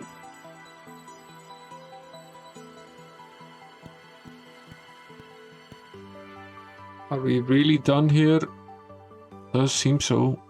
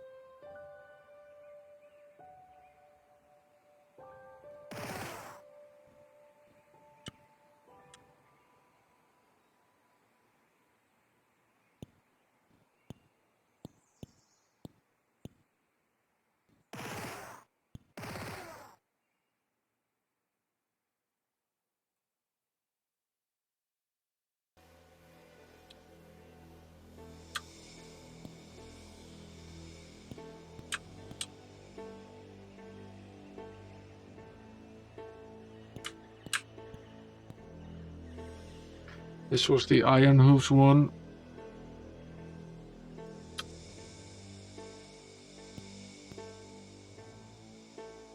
Is it the icicle? Is it spelled that way? Yeah, it is. It is an icicle. You were right, Amiga 1200 gamer. As you've been many times in these puzzles. Princess Trueberry holds the golden icon.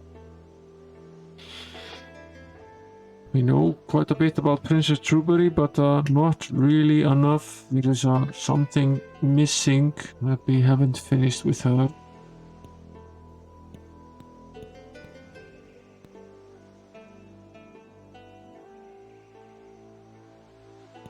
Yeah, most of these riddles are,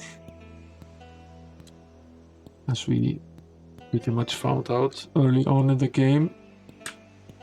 That's partially why we sometimes stumble with them, because we can't see the sometimes obvious answer.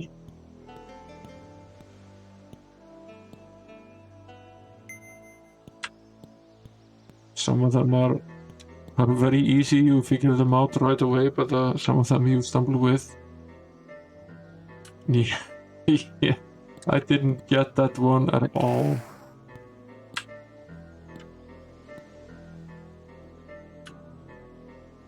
But some of the riddles also require additional information, like this Legion puzzle in the Evil Castle. A Legion is a term that means very little. There have been many different Legion sizes throughout history.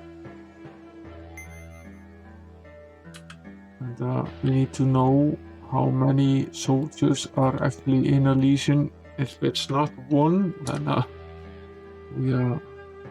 we can only just guess, and we sort of need another hint to be able to finish that one.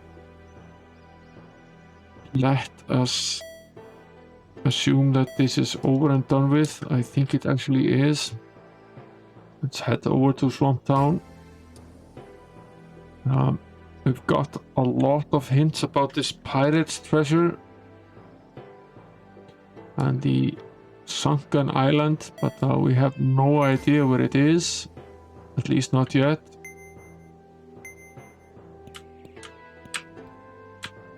Let's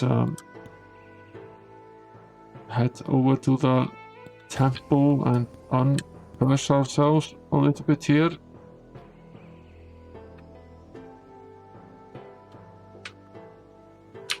Now I wish I could sell some of these items, but we sort of need to keep these pearls in case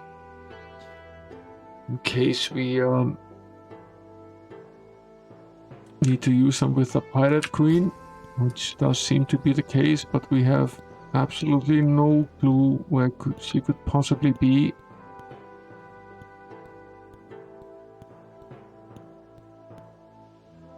I'm sort of tempted to go visit all of the taverns and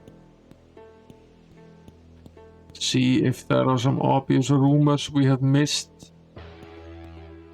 Something that we haven't done already in the game.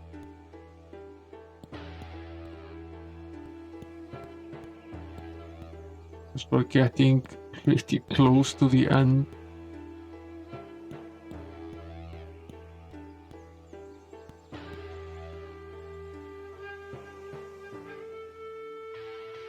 Yeah. Tape. Have a drink, he says. Good stuff. Many monsters cause unnatural aging. This we know.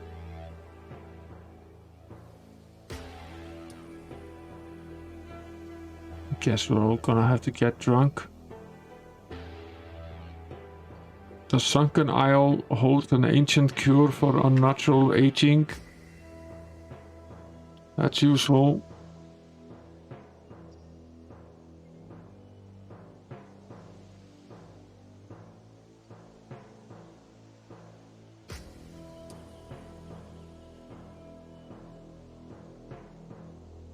Yeah, might be worth checking the map as well.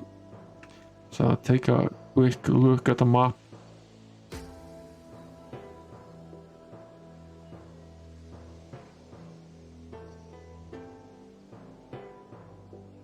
There is this pirate ship right here. Is this where the pirate treasure is? Is this where the Sunken Isle is? It's just right out of the coast here of the Swamp Isle. We won't lose anything by just heading there. Nothing to be lost, really. I'll keep doing the hints here for a bit. See what more we can dig up. We haven't really been diligent with this. Armor class only protects against physical damage. Don't get caught with your spell points down. Or your pants down for that matter.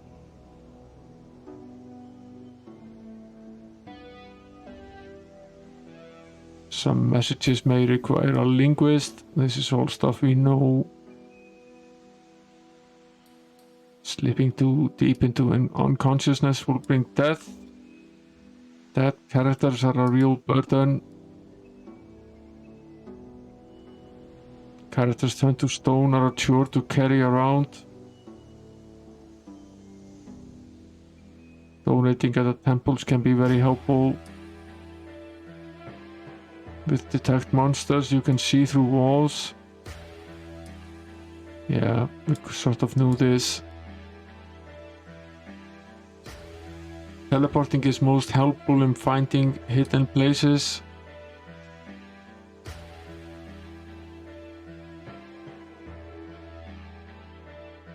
Sort of knew this as well.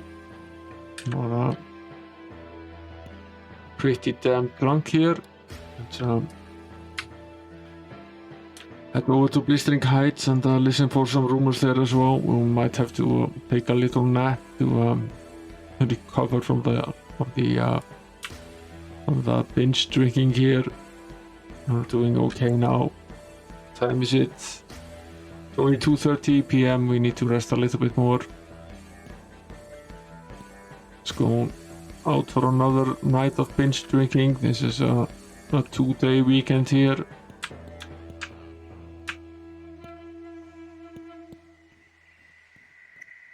Where is the bar in this pretty hot town?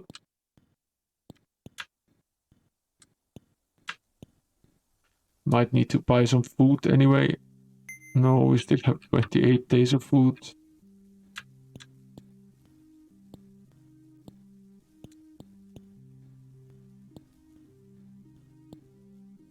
Word and Spirits, that's the bar. Yes. Drink. Tip. We're drunk. Drink. Tip. Luck aids in resistance. Yes, it does.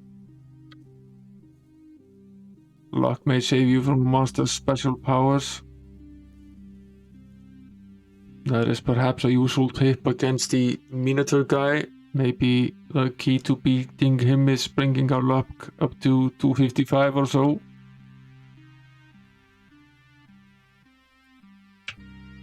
Vital statistics will worsen with age.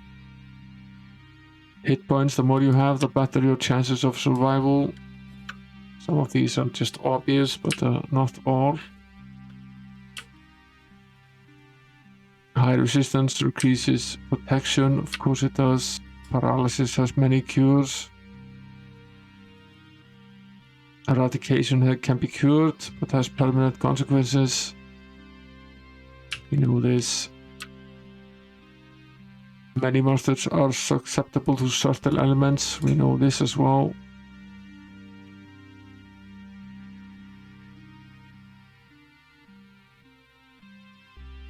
Yeah, Wilda Bar.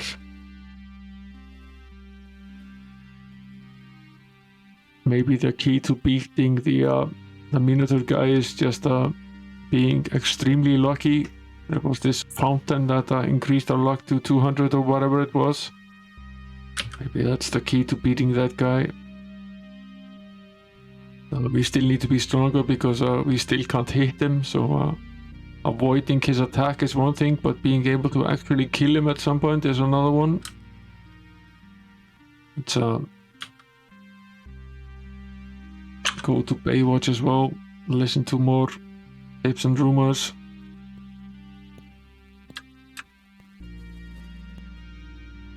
At some point we will head out to the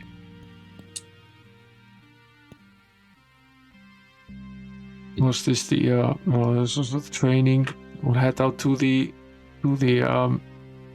dungeon in the middle of the swamp isle and see where we get with that one.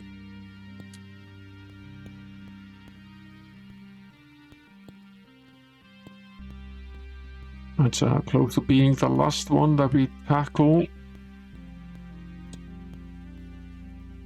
We're nowhere near ready to face the other one in that same isle down in the marsh. That's way too difficult for us still.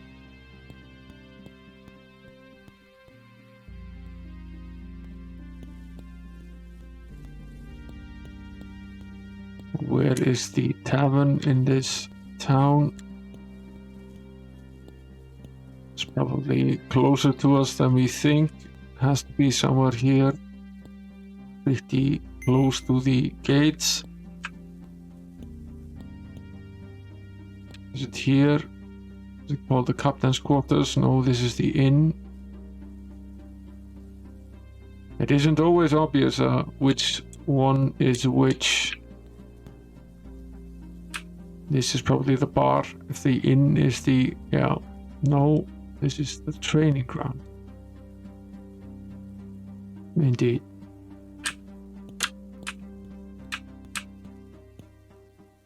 This is the...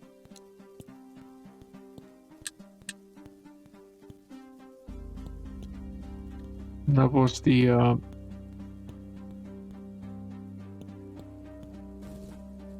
guild. Where is the bar?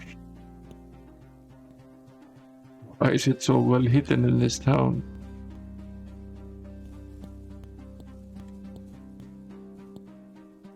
Galley. Yeah, there's the bar. Finally.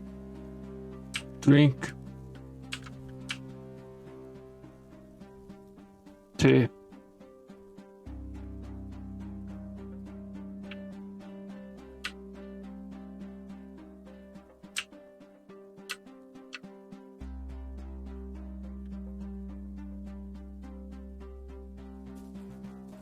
Yeah, these are more obvious tips.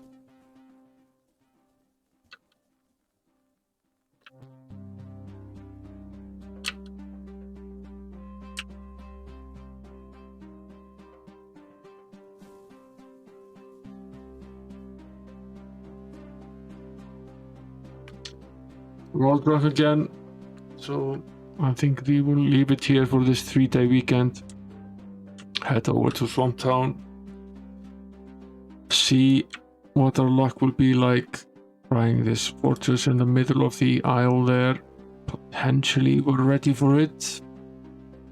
There isn't a great deal left to do for us other than that.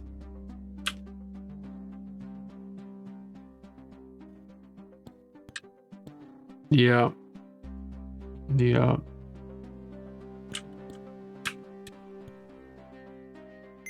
Isn't really most of the tips that we found that have been highly useful have been found by solving some sort of riddle.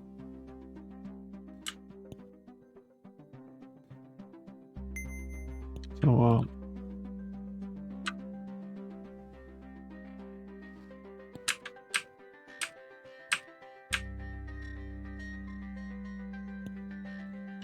here's the dungeon in any case. Let's enter it. It's the Tomb of Terror.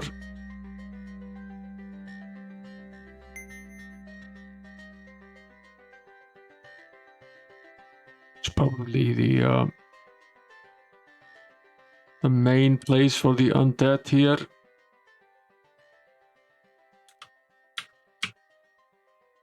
This the whole town and the cavern surrounding it was mostly to do with the undead. I guess this is the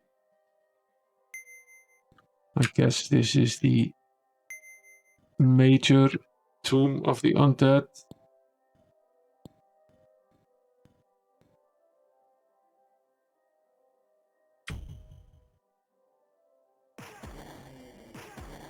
We still also haven't solved the riddle of the well and the remembrance statues.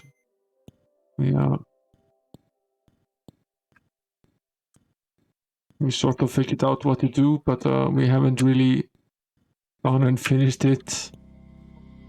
It's a lot of tedious travel back and forth using the spells. So I haven't really been all that eager to finish it, but of course we will have to do that at some point.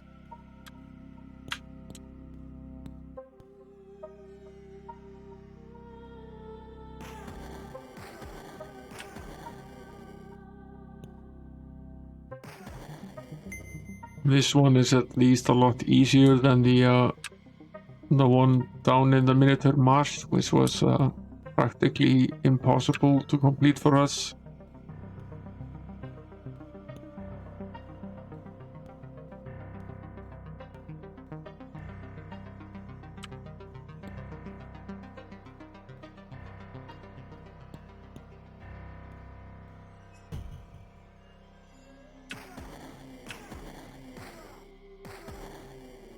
We are, after all, relatively strong. I think we'll just discard this. Instead of carrying it around, we have so little space.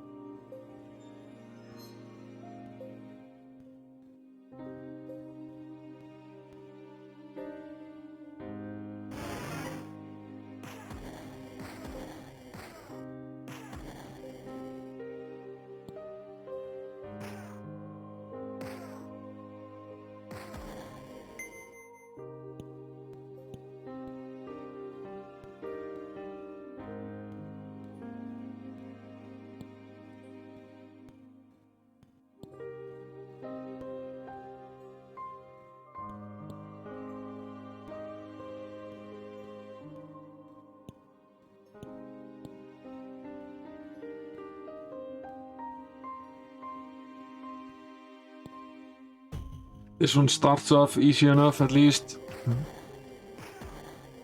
Gradually increasing difficulty level with the undead monsters, starting with the skeleton, and then the ghoul, and then the zombie, and then eventually they did get a little bit more difficult. There was the minor and major demon, at least. And then eventually the ghost, which is formidable because he has the potential of aging you, which is until you find a cure for aging, have to deal with.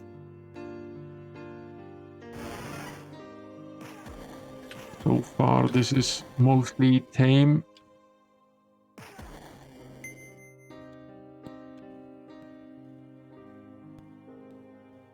We're not even using magic, we're just using melee combat to beat these guys.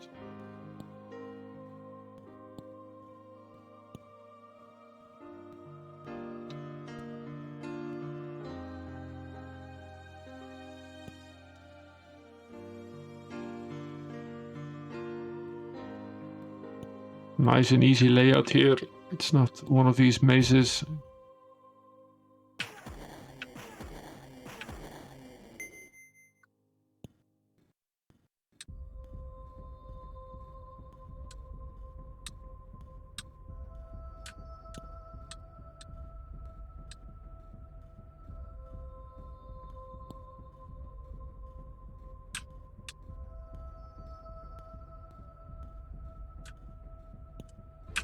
This is a pretty deep tomb, however.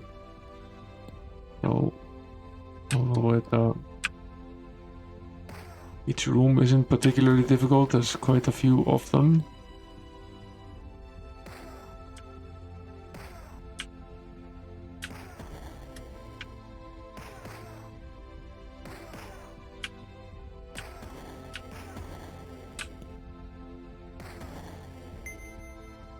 This is one of the problems with the non-linear nature of these games. It's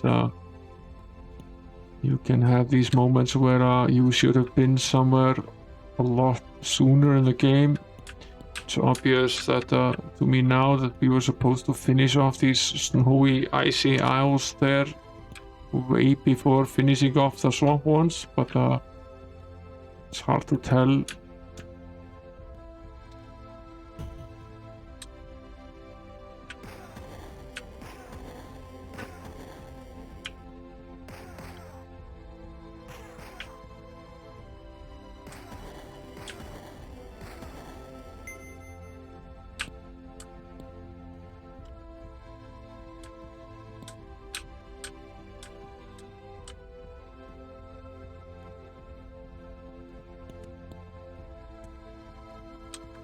Trying to check the walls as well for any hidden clues, which is really what we need now, more than actually fighting these guys.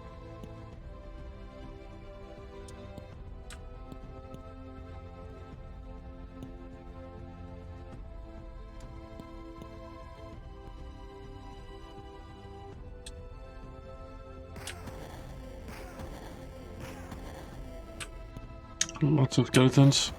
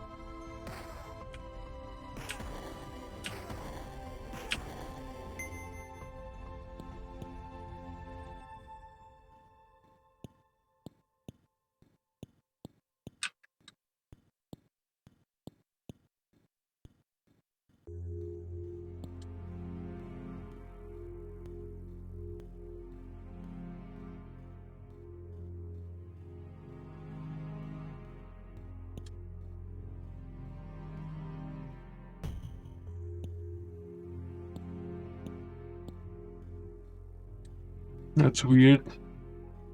There's no enemy in this room. It's empty.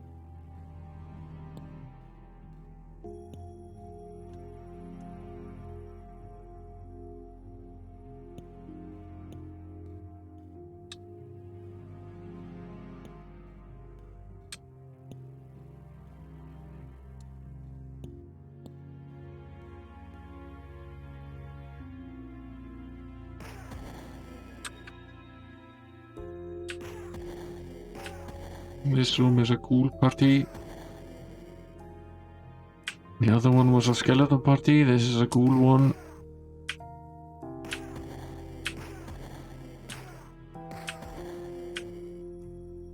much more difficult than the skeletons are.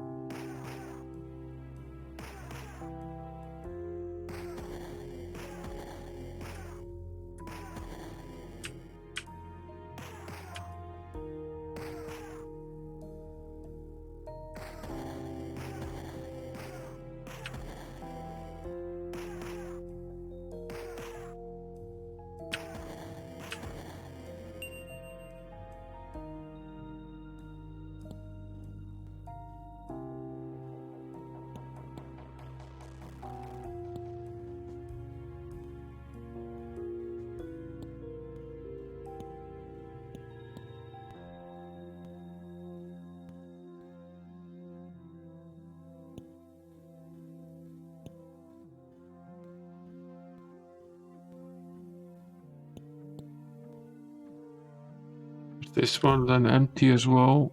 Yes, it is. There's a pattern at least.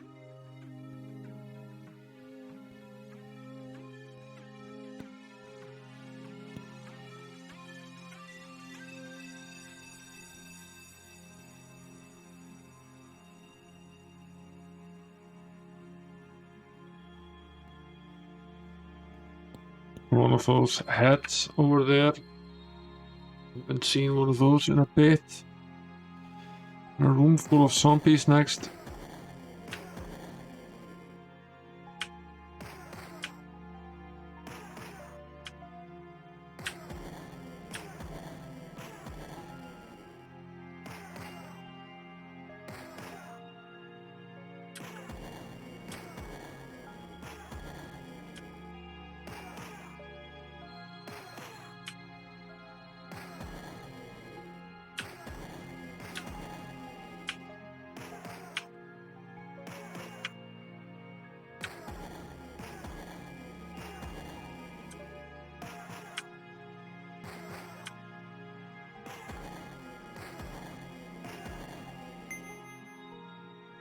Down they go.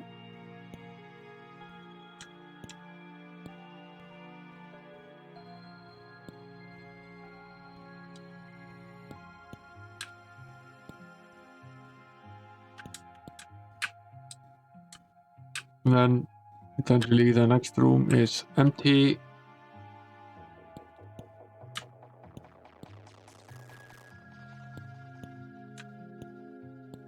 Or what?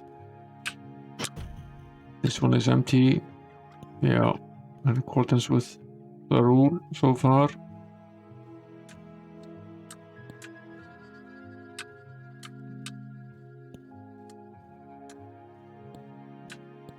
At least we can't complain this is taking very long. We've completed like half of this place in a few minutes.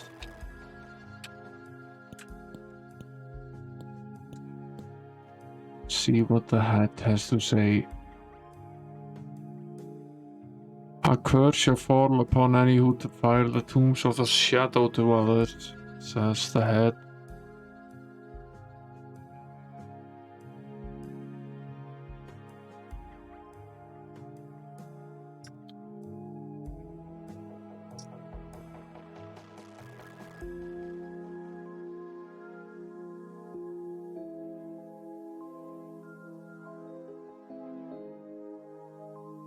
Guess we're in for one last fight here after we complete this cavern.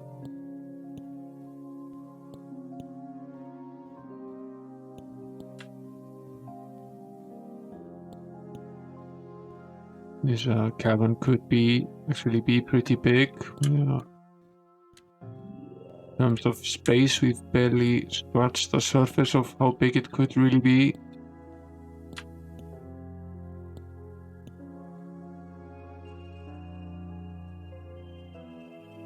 It's so big, in fact, that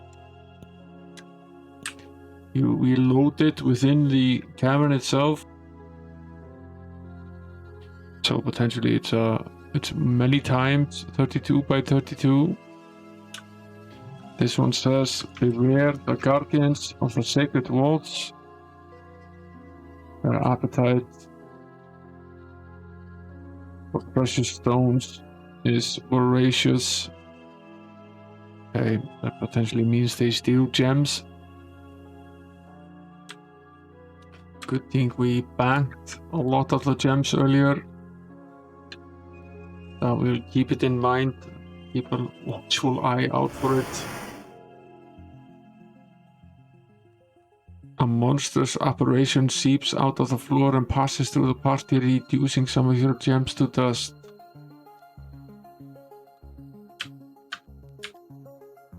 Doesn't actually seem to have done very much in terms of actual damage. We only had around 20,000 gems per person.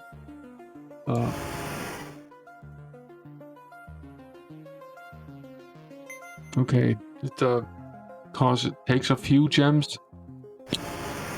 Seen worse. I could use some light though.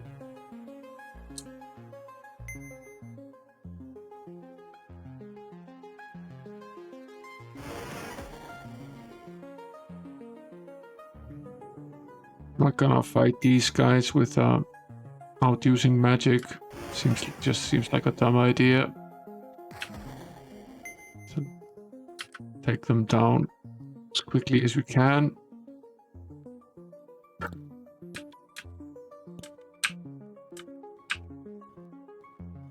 Things are getting interesting here. There are rooms ahead of us. Here's the Reaper.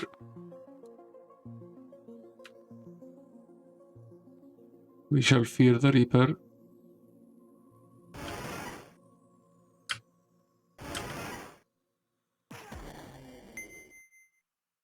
This is one of these beasts that can aid you a bit, but we're doing okay.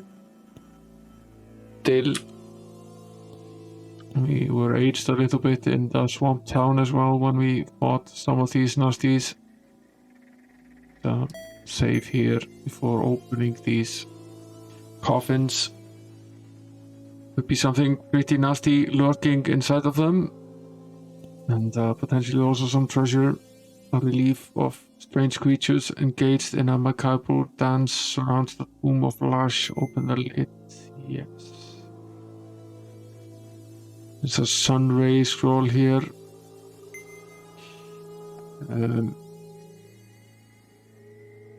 Do we have that spell?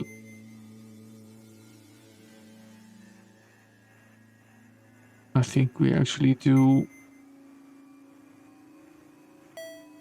Yeah, we do. And since we were all cursed, just going to load and skip it. What I would really appreciate is the walk on water spell, however. If we were to find that, I would greatly appreciate that. It's very difficult not having that spell. The ocean is getting to be pretty much the only thing we haven't fully explored yet, and we can't really do that until we have that spell. Skip this one. Move on to this one instead.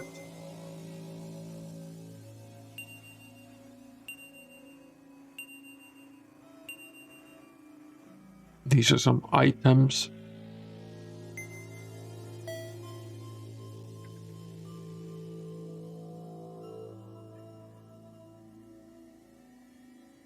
Yeah, we'll take it. We'll just go back to town.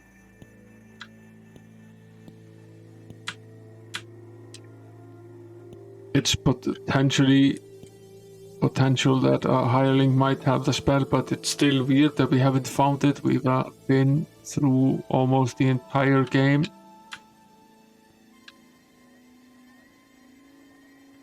Cast a jump spell to get ahead of this square where the monster takes our jewels. And let's see if we can... let us see if I can cast the beacon spell inside of this place. Yes, I can. And that potentially means we can also cast the town portal spell in here. Yes, we can. Let's head over to Blistering Heights, sell some of this stuff, uncurse ourselves, and return. Not quite done with this cursed cavern yet. Probably heal a curse before moving on. Yes.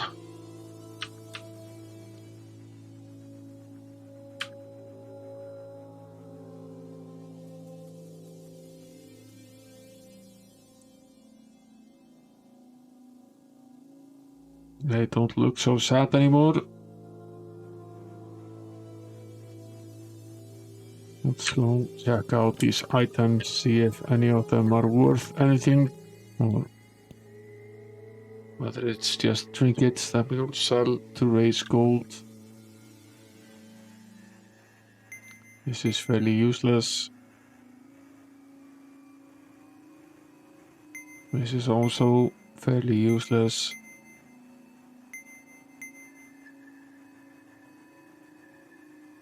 So is this.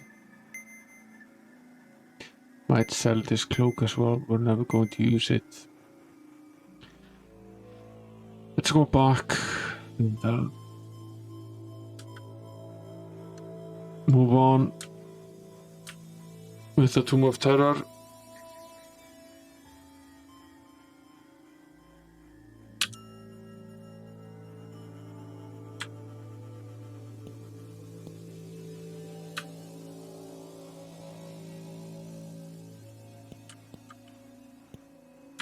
Down this corridor we go.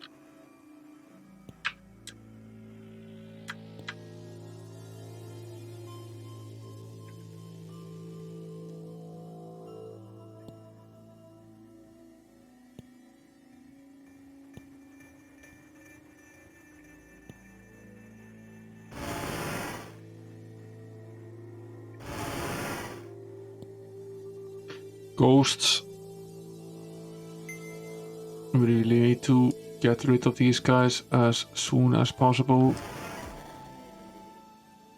They do age us quite a bit.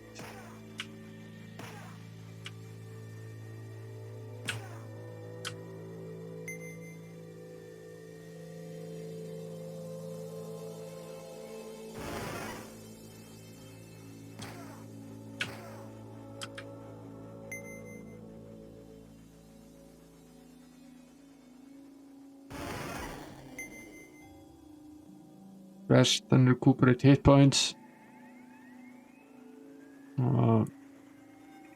These are guys you need to be careful about due to the aging effects, which are pretty dangerous. We still don't know where this sunken isle is, and therefore we have no way of reversing the condition. There is a way, but we don't know how to do that yet. The ghost doesn't like the Inferno spell though, it's good to know. We can cast that a few times.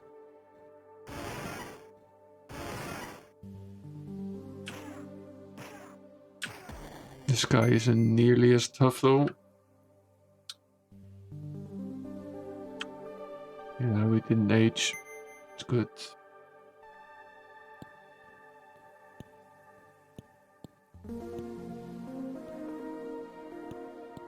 Before we approach the chests, let's see what's in there. Might not be worth taking, depending on what it is. Divine Intervention. We already have Divine Intervention, I believe.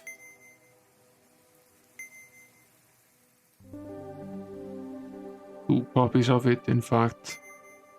We definitely don't need another one. This is not worth it. We'll load.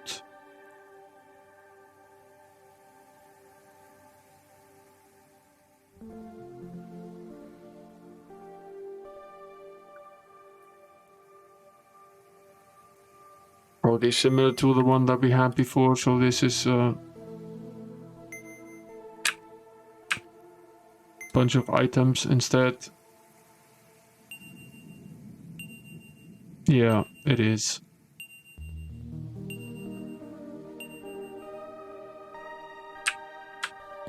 Which we will have to go back and sell.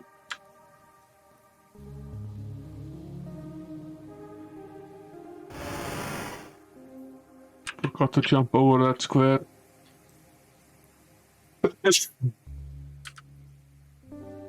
Mind. So set the beacon.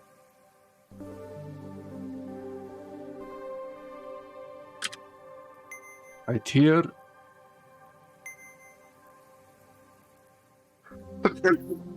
Sorry. Cast the portal spell. Go back to Blistering Heights, sell some of this stuff. Uncurse ourselves in the process.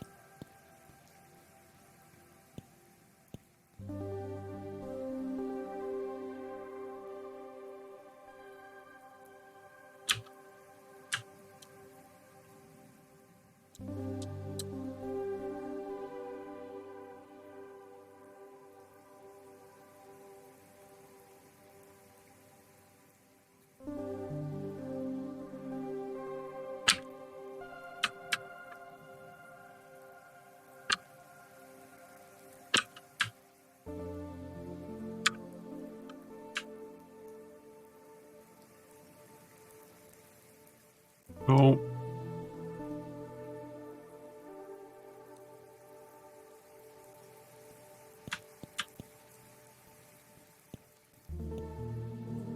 Then it's the blacksmith.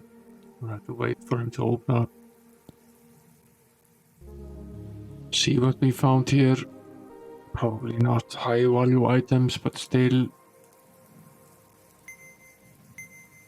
We'll play along.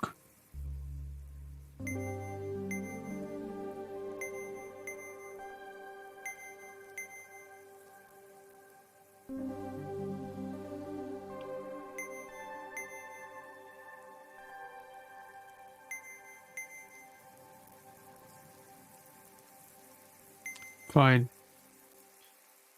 Let's go back and continue this.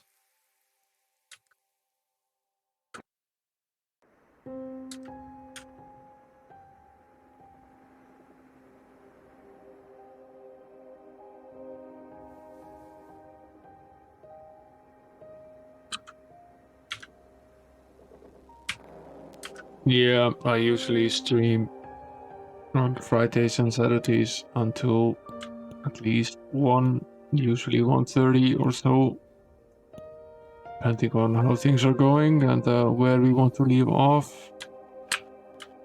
Generally don't want to leave the game in the middle of a dungeon, but sometimes I do anyway. Sort of depends how much is left. This one, it's a little bit hard to tell, but I don't think there's a ton left here. It's fairly tame.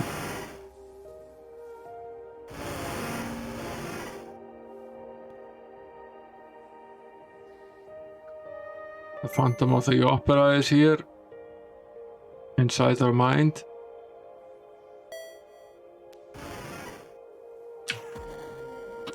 Ah, that's right. Guy is immune to magic. He is not immune to melee attacks at all. And this guy doesn't like the Inferno spell, so that's 3 guys out of the equation. 1 guy left. Get here, you silly ghost, so I can take you down.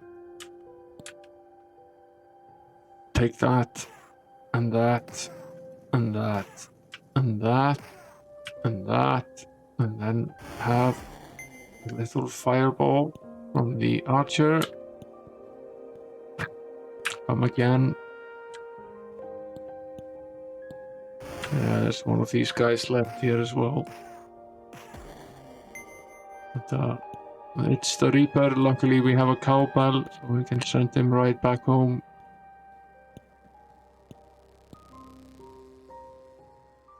rest here, recuperate the spell points, cast the light, save the game, because we know we're gonna be cursed by these caskets in front of us. It's just a question of what's actually in them. The first one is probably a spell, as it's been before. It's actually absolutely nothing, so we won't even bother opening it.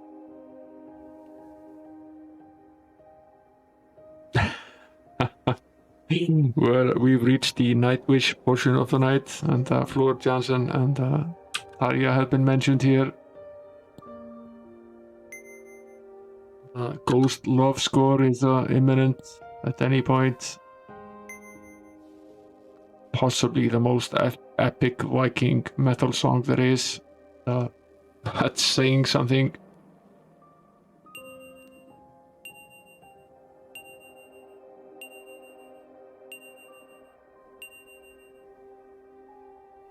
Lots of stuff here. As before, we'll keep these items and go and sell them off. It's barely worth it, but we'll do it anyway.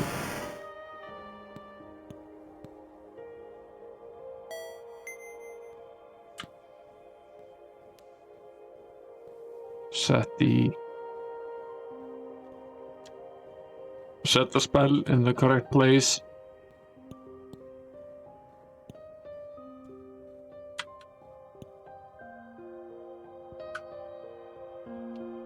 New lights beacon set.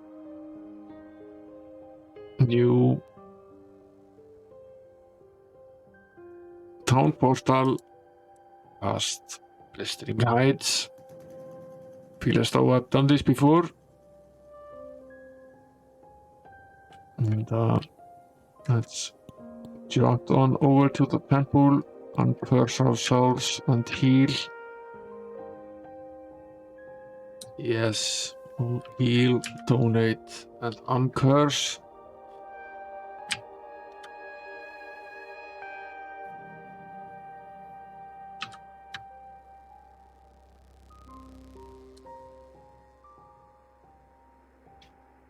Everyone is healed and uncursed, and then we head over to the blacksmith again. Take a look at the latest loot.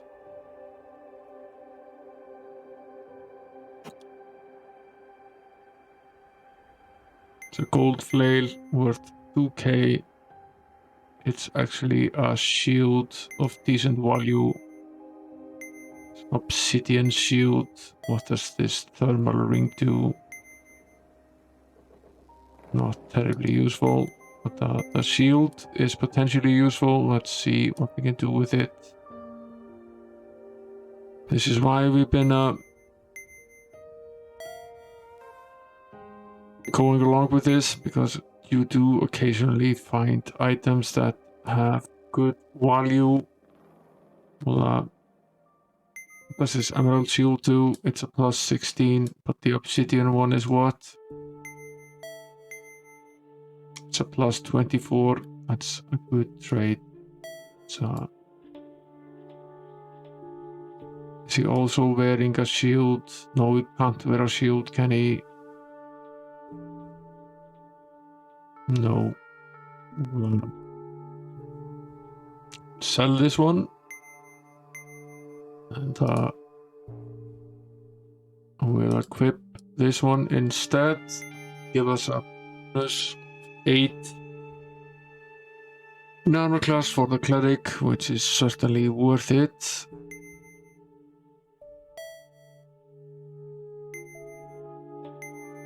I will give her an armor class of 123, which makes her the highest by a mile, but then again, she's the main healer in the party, so it's fairly important that she not get beaten down in the first round of combat. Let's get back to the undead.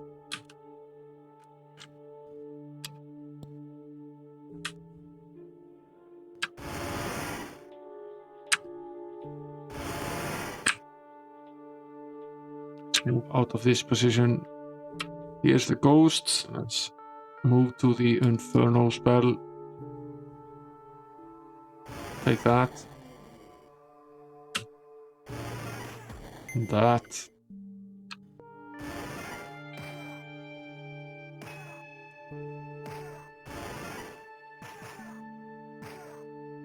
Don't think they actually can cause any sort of aging condition from range. At least I seriously doubt it.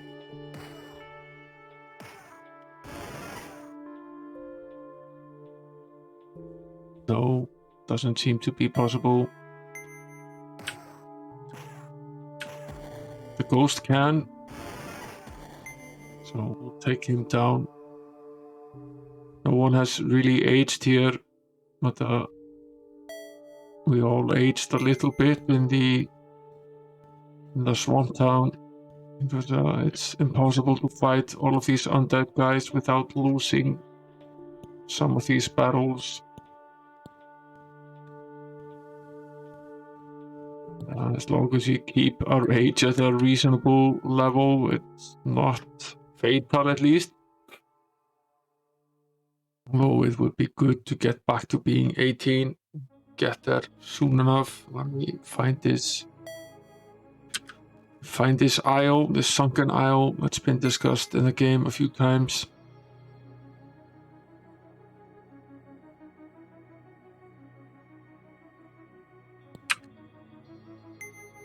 What's this? An ancient artifact of good. We'll take it. I won't bother going all the way back to sell it.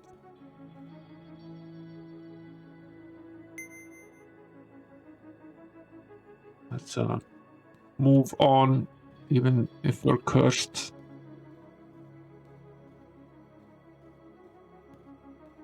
Do at least one more room before returning again.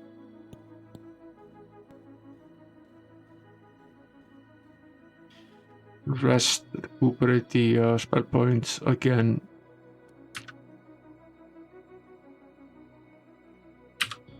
Cast the light.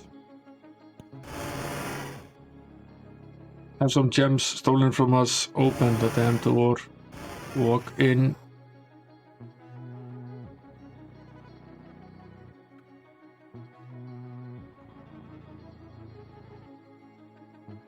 For no time.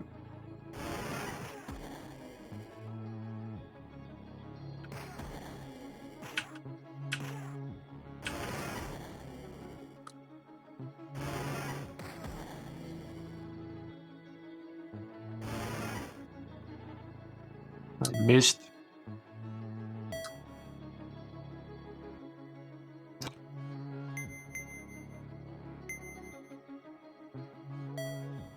Oh, that's okay.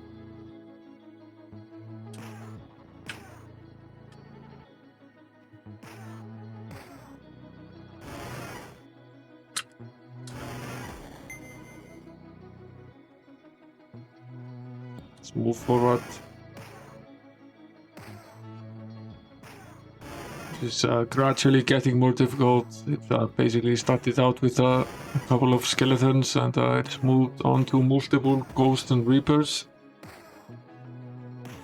This is, after all, the hall of the tomb of the undead.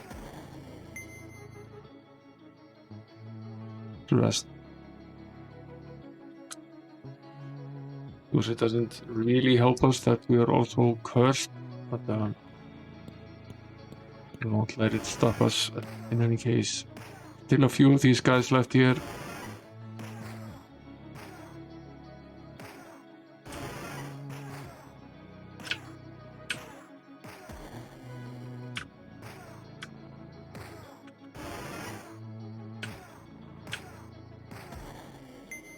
Gonna keep an eye on the aging condition here.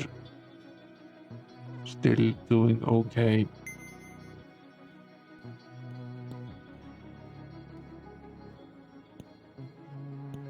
Reaper isn't all that tough.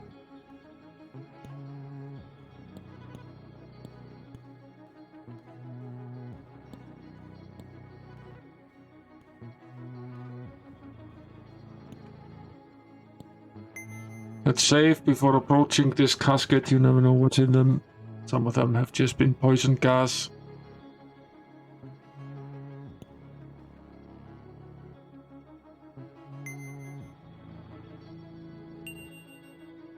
This is another ancient artifact of good.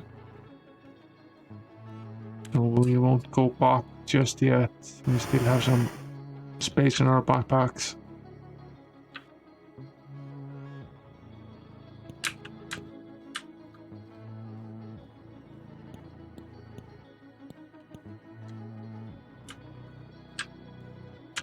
Reached another corner of the dungeon. It's 3 corners out of 4. So probably about 3/4 done here. And write down this little message. Greater power than any mortal bears and magic dwells in the mausoleum. I suppose that's the last room of this bag of fun that we've been in here. Tomb of Terror. Could potentially be only one room left.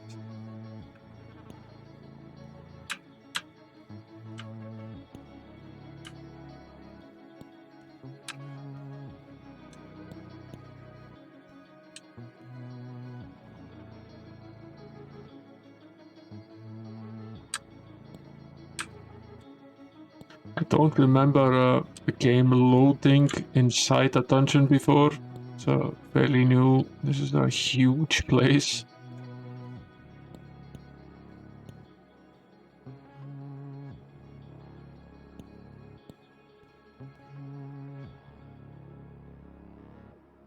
Let's rest before going in here.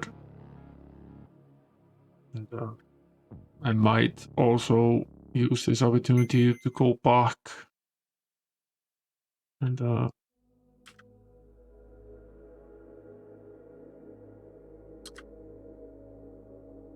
curse us. Get rid of these artifacts as well, in case we find a bunch of items. We need space in the backpack. Let's go back to the first town. Since we have these artifacts of good, we can take them to the good castle. We're gonna start by heading to the temple, getting rid of our purses. It's cheaper here anyway.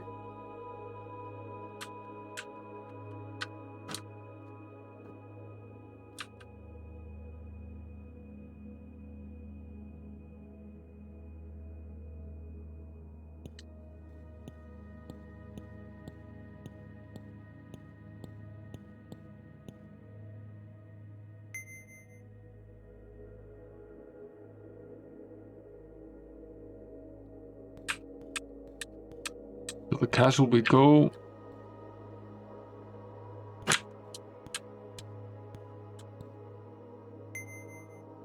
There's Castle White Shield.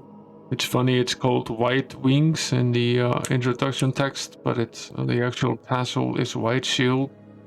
It's like they changed their minds. He's gotten us rid of the artifacts and given us experience in exchange, which is nice. Let's head out here and use the beacon spell to return to the cavern.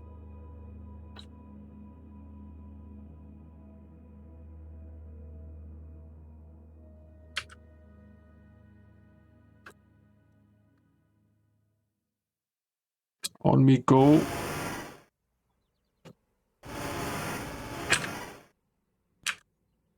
And in we go. What the hell is that? That looks nasty.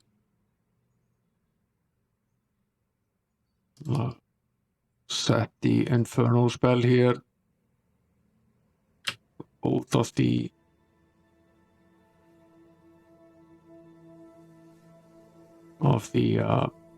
sorcerer casters and the Holy Word spell for both of the clerical ones.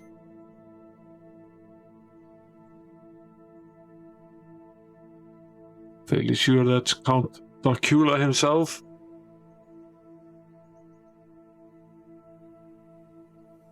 We need now is a little catch-up. Yeah, these guys are fun.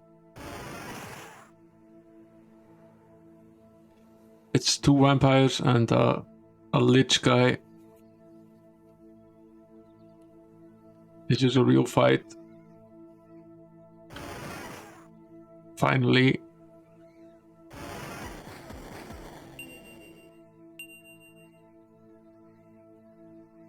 And we're fine. Just need to use the town portal spell to go back and heal our characters before returning here. But we don't even need to cast the beacon spell. We were just outside. Jump over to Fountainhead again and heal up. Return. This is the specialty of the Lich. He has this one special move where he basically just in a single blow kills you. Which I suppose is a cool party trick.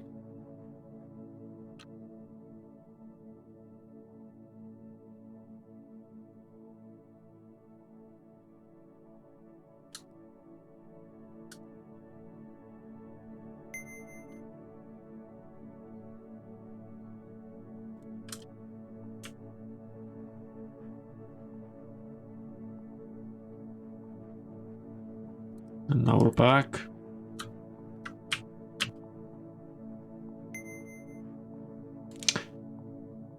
And we'll save and then check out what else is in that room. Might be more of these nice guys in there. Probably best not to face too many of them at once, at least. Better to heal in between. This is a big room. Lots of these caskets here. Another one of these guys.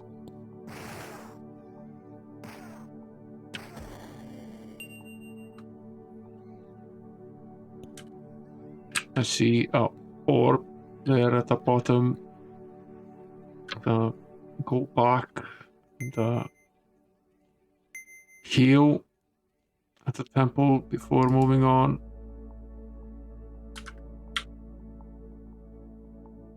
There's at least one orb there. I think there are at least 2 of them actually.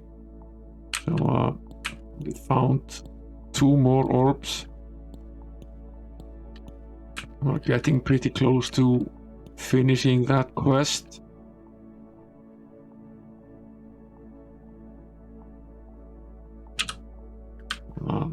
Fix these guys up. Heal the rest of them and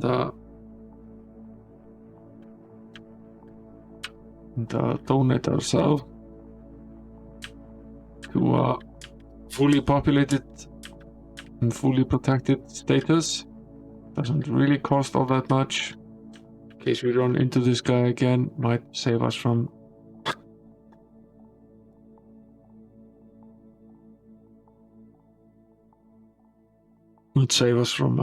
certain death.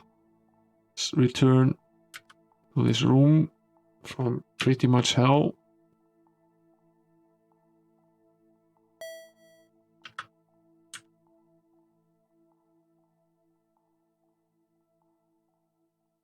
Yeah, it's entirely possible that the ghost cast some sort of spell on you. Did your clock move for 1 hour forward? It's entirely possible that that was some sort of spell.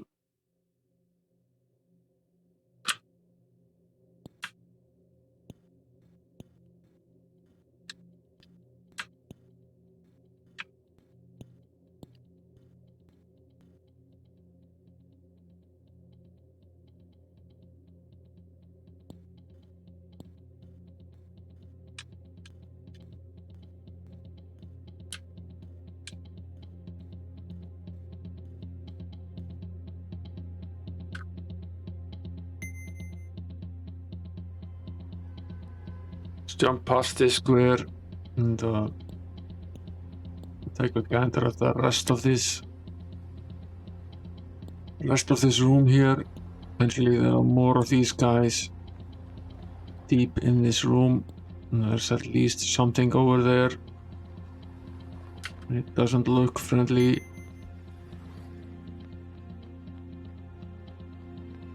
Let's repair our spells.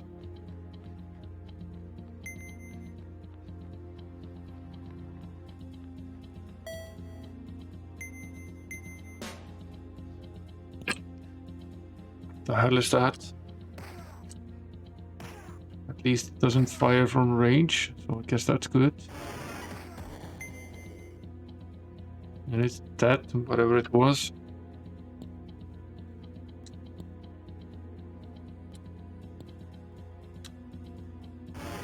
Another of these lich guys here.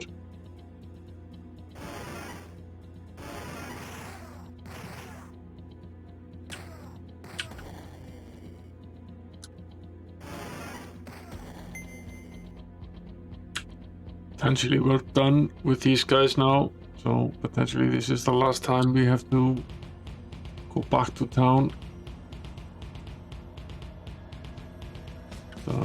We've done it a few times so far.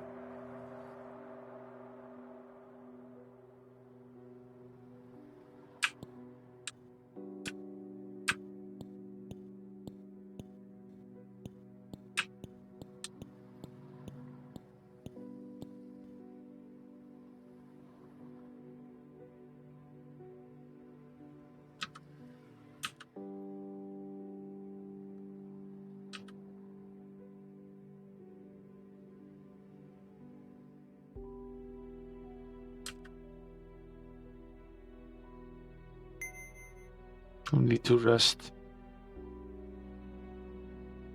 Regain our spell points before traveling back.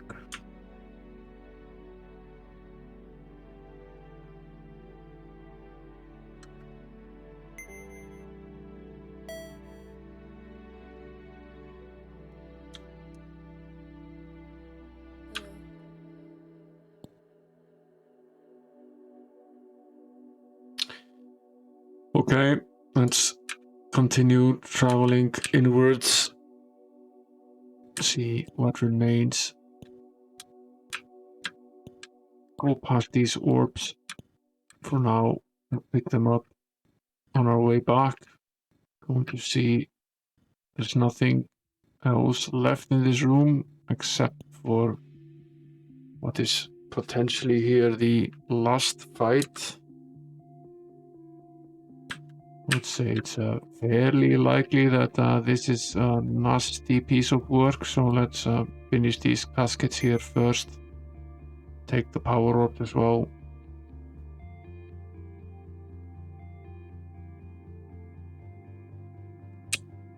What's this? Two monsters locked in hideous embrace are carved into the lid of Merc Caudal's tomb.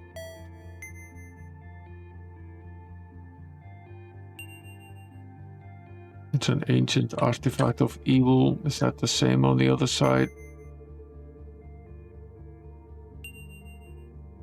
Yes, it is. Okay, we need to get rid of both of those.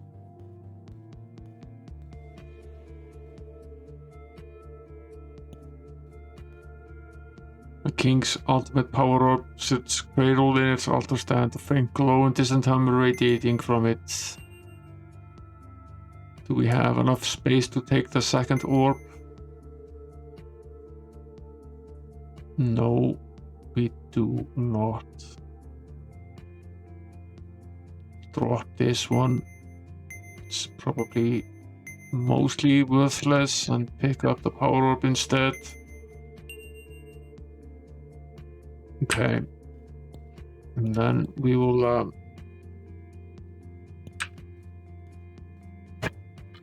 go here, finish this one off, and set the beacon spell right outside of this door here. task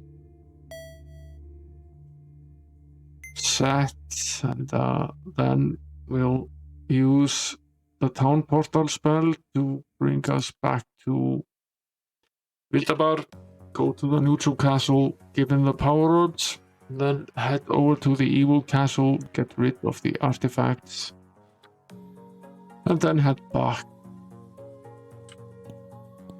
Might as well start by uncursing ourselves. Not a good idea to walk around cursed.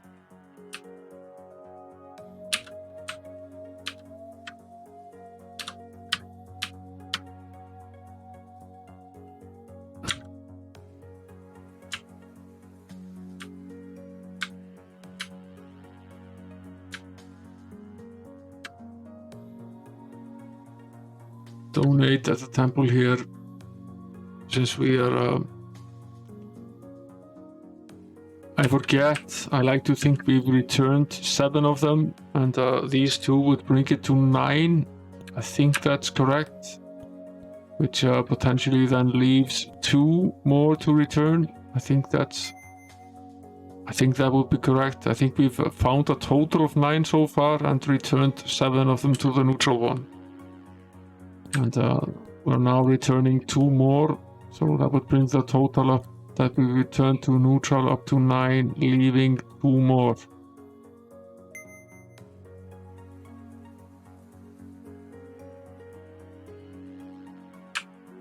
I think that would be correct, but what did the joke of the day say? Where do goblins go when they get sick? To the witch doctor. It's funny. A funny guy.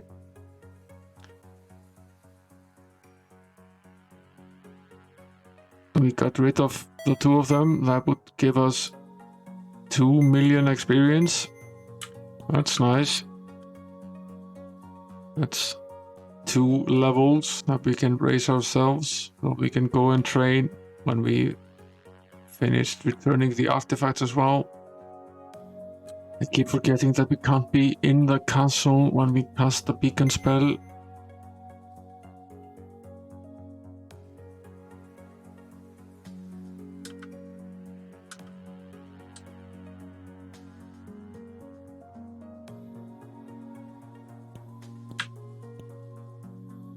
Hello again.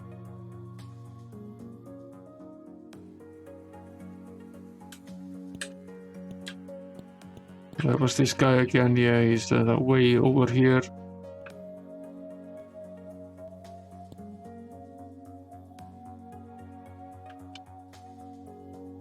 More experience and more gold.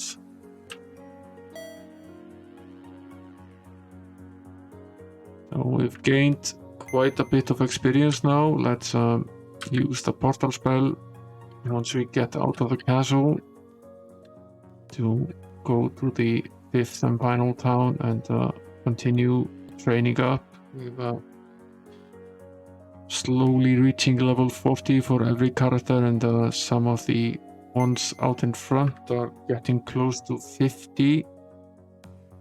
Each level we gain makes it more likely that we can defeat this Minotaur guy, which is getting to be a key element in moving forward with the game.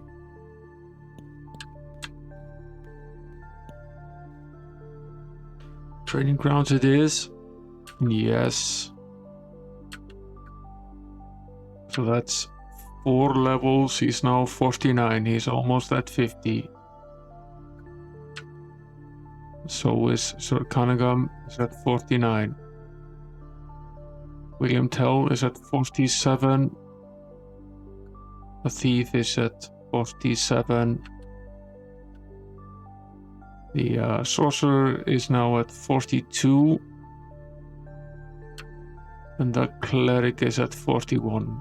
These the Sorcerer and the Cleric, they gain experience much more slowly than the rest of the party, and they fall behind a little bit because they need more experience to go between levels.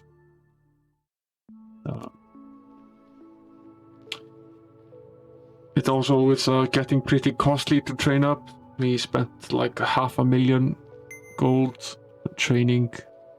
So that's It's a considerable amount of money at this point, and we can't train in a cheaper town because they can't train to our level at this point. We can't cheat. We just have to take the cost.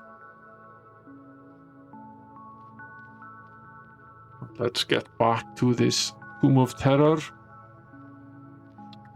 See what's left here.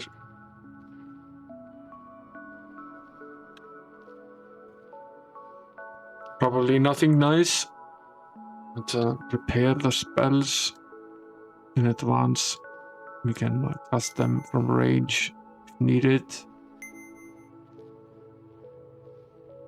If we aren't dead, that is.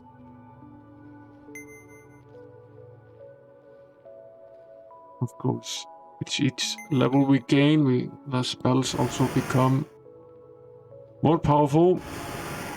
So does the thief. These guys. We never did find out. They're mummies, okay. I want my mummy, said the boy. Wasn't talking about these guys though. I think.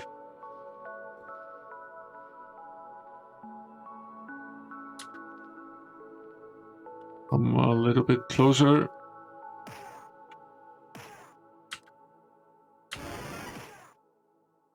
Sank Emma Bunton.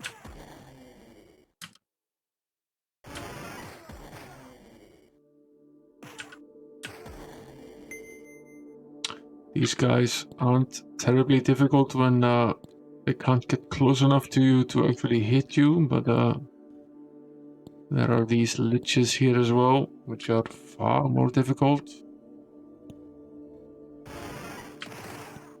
Ouch.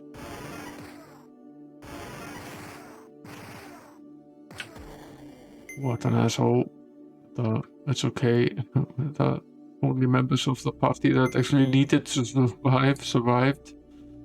We just need to be able to cast the Town Porter spell and get back so we can heal ourselves.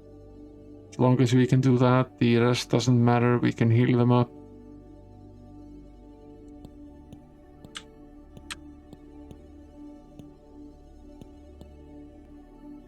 And then head back.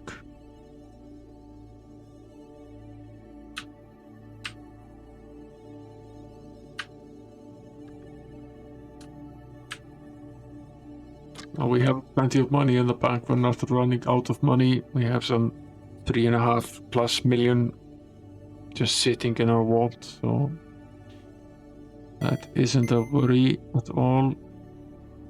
We can afford to spend this money. That isn't a problem.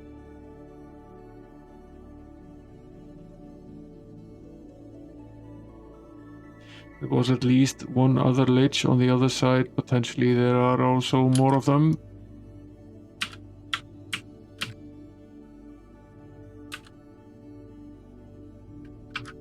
Let's prepare the spell. It's a good idea to cast the spell towards these guys before they're able to do damage, not after. I forgot we need to cast the jump spell here first, and then I need to change it again. There we go. The guy that was left is on the other side. At least the one we could see. There could be more of them down there. Seems likely, actually.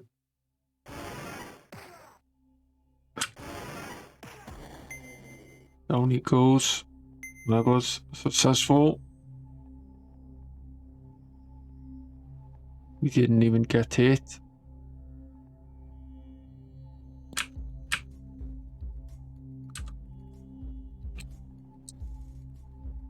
One of these zombie guys, the mummy guys, they're not terribly difficult. I'll let them come to us. Move forward, and we can simply cast the Holy Word spell from distance here.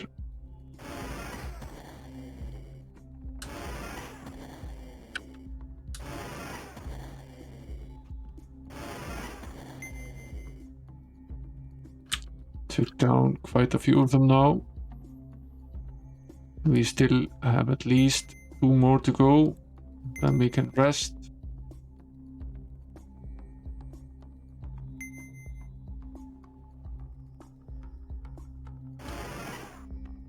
The spellcasters are pretty formidable at this point. Not to be messed with in any case. Rest here, recuperate the spell points, and then move on.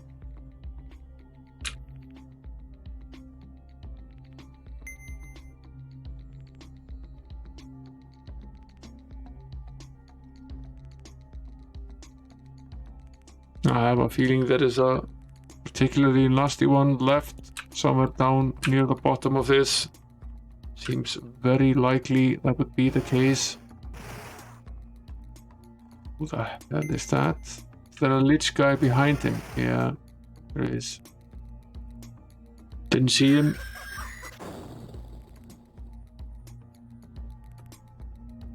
I think this is actually the first time tonight that we die, which is probably a record. Don't think we've ever done a stream without dying, so that would have been something.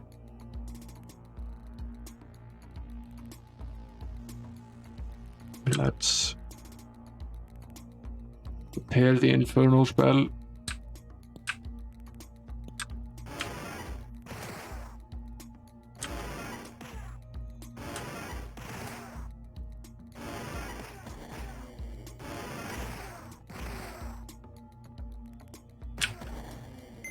Okay, that didn't turn out in the best possible way for us, but I'll take it anyway. Let's just go to town and heal up.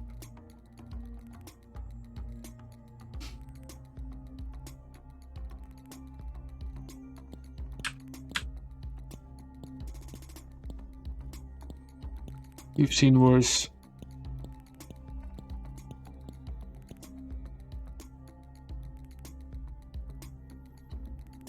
We were lucky before, we can't always be lucky. It's the way it is.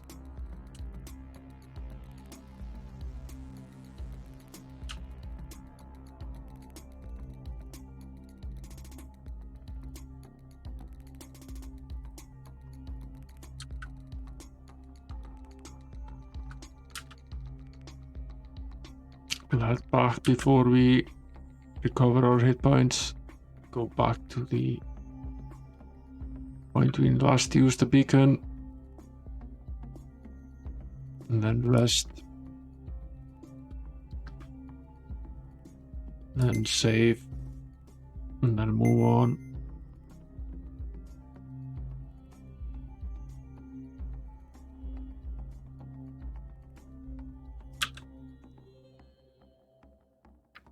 Okay, on we go. Jump spell. Yes. Here, the Inferno spell.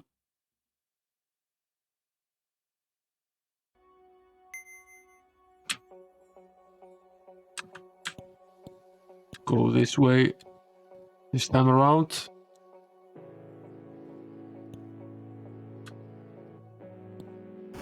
We're nowhere near the bottom of this. There are 2 of them there.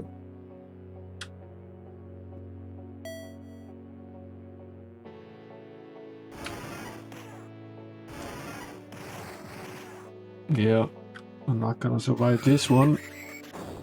We need better luck than that. This is finally getting difficult.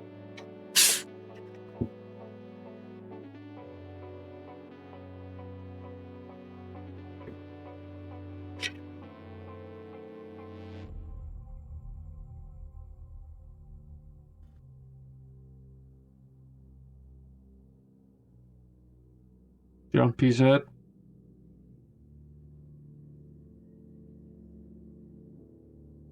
Inferno, he said. Holy word as well. Good spell.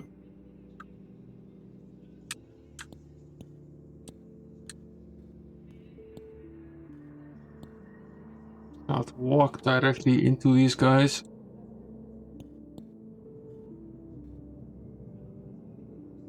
It's a bad idea.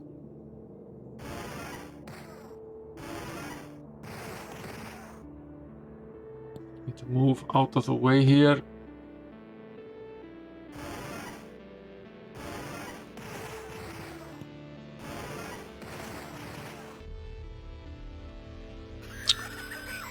We got extremely unlucky again here. We probably need to try to avoid them and sideway move. Then cast it immediately again after doing so. Certainly more difficult dealing with two of them together than it is dealing with only one of them. It's a lot more difficult.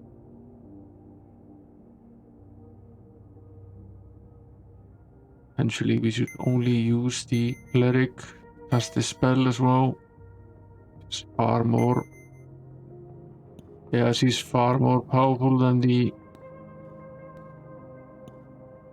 paladin is.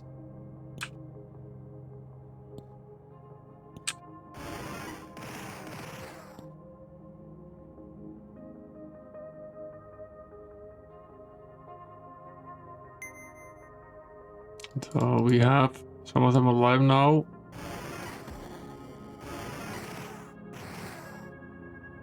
We at least survived this bout. We'll take it. Definitely take it. We'll rest and go back to the town and heal and return. Yeah, this is probably close to the end of this endless tomb of the undead here. It's definitely getting more difficult now.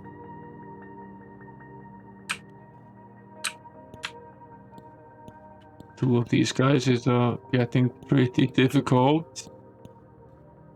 Depending on how their dice rolls. If they're very lucky, they can kill all of us in a single blow.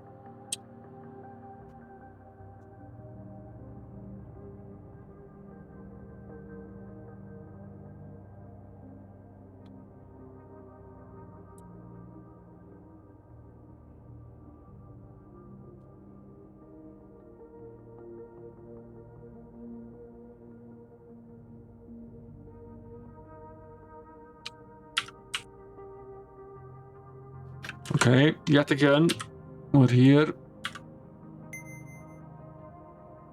Let's see how far we get into this room now before meeting an untimely death.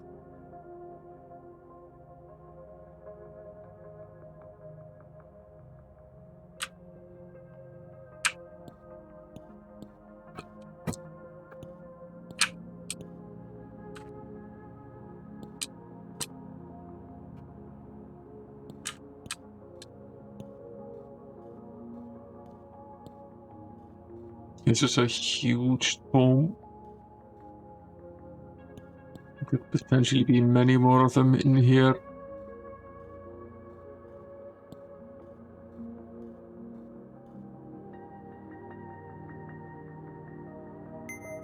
Save right here.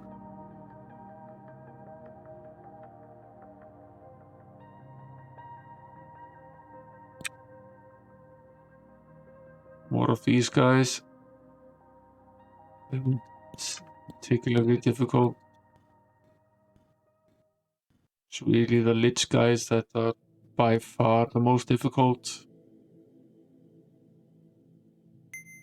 These guys we can take care of using regular spells. Particularly the ones that actually can't cast from distance. Down goes the vampire.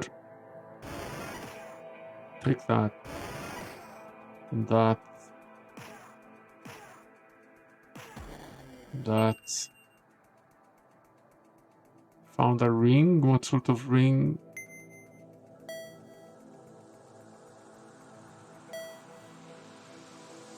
Thermal ring. That's nice. More of these vampires left here. Let's save.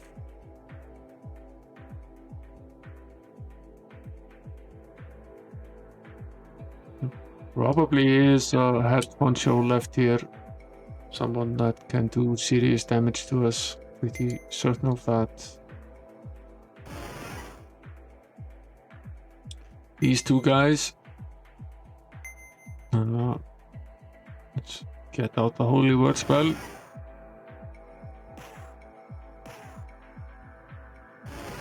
Again. We'll rest here. How are we doing in terms of aging? We've added one more year, but we haven't aged dangerously yet in any case. Being revived does take something away from you, and fighting these guys does age you as well. As long as you aren't very old, it isn't all that dangerous, but it can certainly get difficult. Bunch of chairs over here. I wonder what that is about.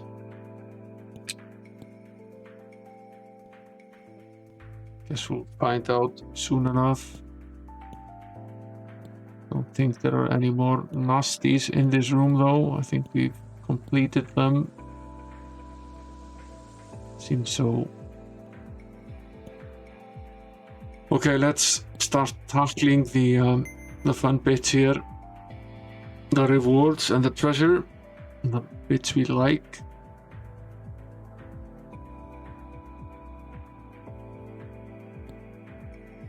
The name of one Emosh can barely be seen through the creeping vines that cover the stone tomb. Open the lid, yes.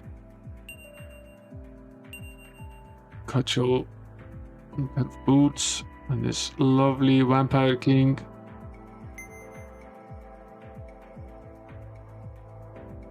Take a starburst.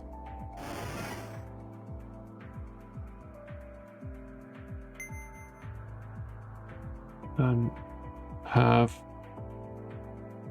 a holy word spell. Take this and have another holy word spell. Please enjoy another starburst. This guy is earth. Now you can have an implosion spell.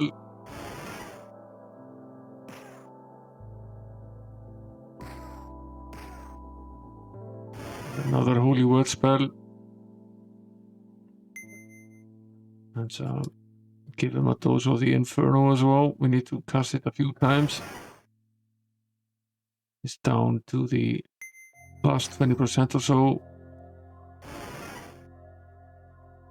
This guy is tough. Down he goes. We find something, our backpacks are full. Unfortunate. We should probably load in case this is a valuable item. We should go back and sell some stuff so that we can actually. This is what I'm always worried about.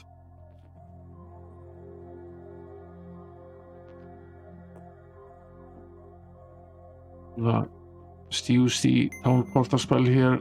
Head back. Sell some of this stuff. And then go back. There's no recovering from this in this game. If you complete this fight and you don't have the space, then the item isn't available to you again. It doesn't work that way.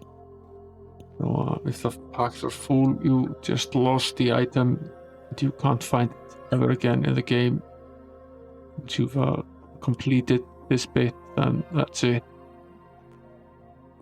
That wasn't the case in the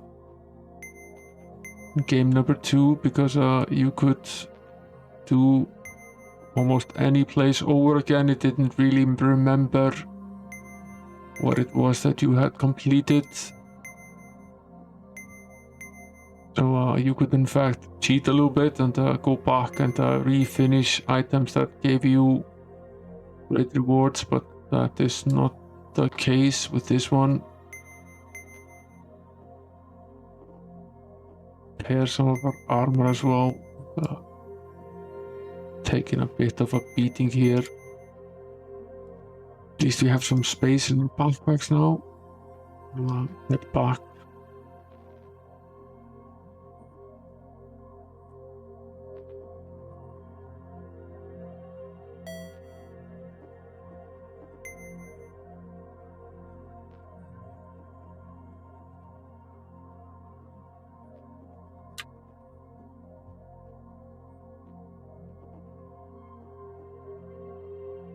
The beacon spell is still here, just outside of this door. It's fine. Jump over this and head back. And to take this in a... go right down to the bottom again, as we did before, and deal with this vampire king here first.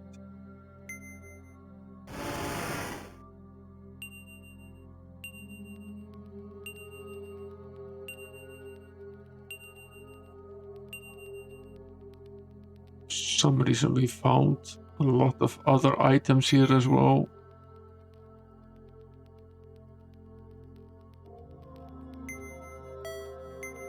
I think we'll discard some of these in case he drops something as well. We won't discard this Obsidian Chainmail though, it's probably worth quite a bit. So start killing this guy. Hope that we succeed in doing so again. It's not a given. Take a holy word spell.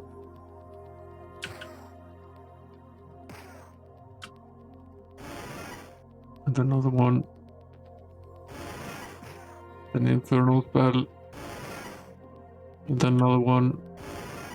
And another holy word spell.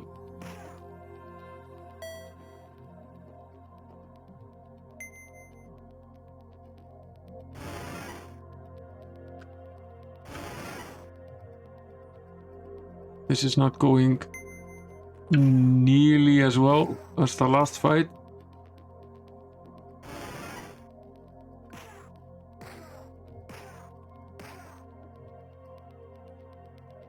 It is still going.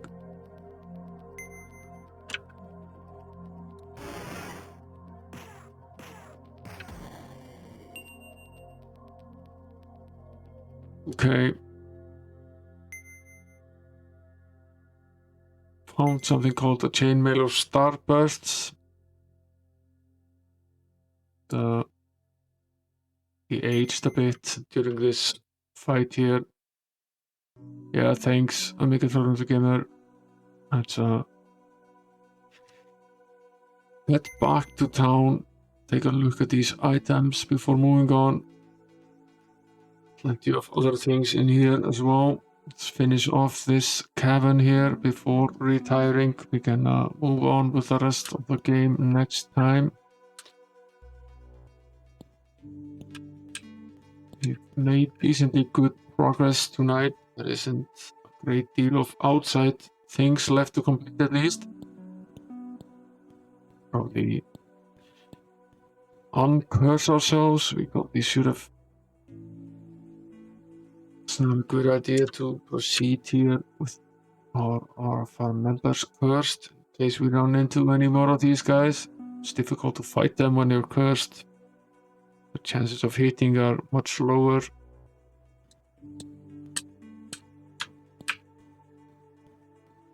Let's see what these items are about here. Yes. Inventory. This is basically a worthless item. What does this do? Gives you plus 50 hit points. Interesting. This is also a very interesting piece of armor. We already have at least one of them. Can the robber wear this obsidian chainmail? Yes, she can.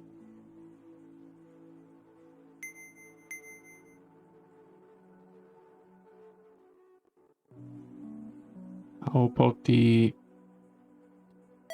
sorcerer? No. The cleric can. So we can sell her padded armor and give the chainmail to her. It's not a huge boost, but it's a boost nonetheless. This is basically the item that we want for all three of these characters, the archer, the robber, and the cleric. These are the most powerful armors they can wear in the game. So she's up to 127 now.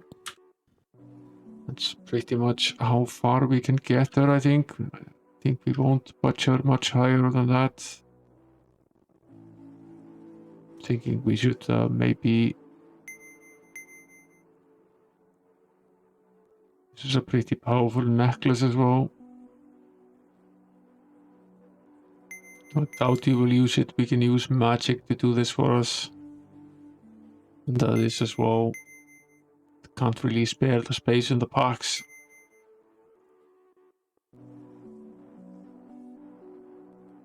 Would be good to find more of these obsidian chainmails. I think we have 2 of them now. Yeah, we have 2 of them. We really only lack 1 more for the robber. And these 2 are also wearing, as I remember, obsidian armor. Obsidian weapons as well. No, this one is still wearing the ruby plate armor. The amber plate armor. We haven't found the obsidian plate armor for these guys yet. That would be very much worth the effort. We have some other obsidian items we're using with them, which greatly boosted them as well. Let's finish off this Tomb of Terror.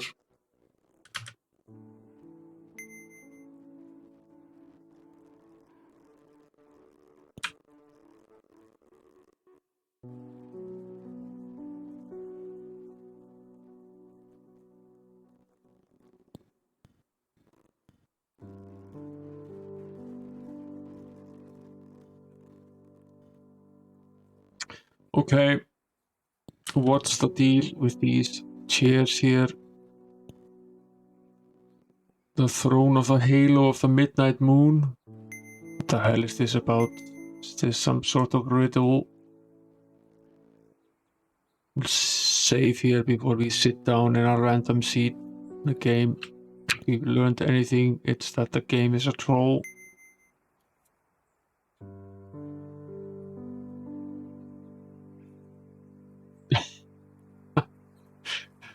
What was it again that made us the ultimate adventurer? Do you guys remember? I've seen this before. Something that we he who faces the Minotaur God shall emerge an ultimate adventurer. So basically, if we return here after we complete the Minotaur, then we get our prize. Let's see if all of these chairs do the same thing. It's possible that they do, and then basically it seems likely that these chairs give us a boost of some sort.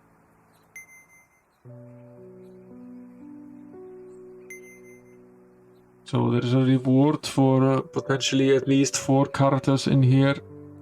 Or 4 of these chairs at least. So if we go and defeat this Minotaur guy, seems highly likely that this is the same.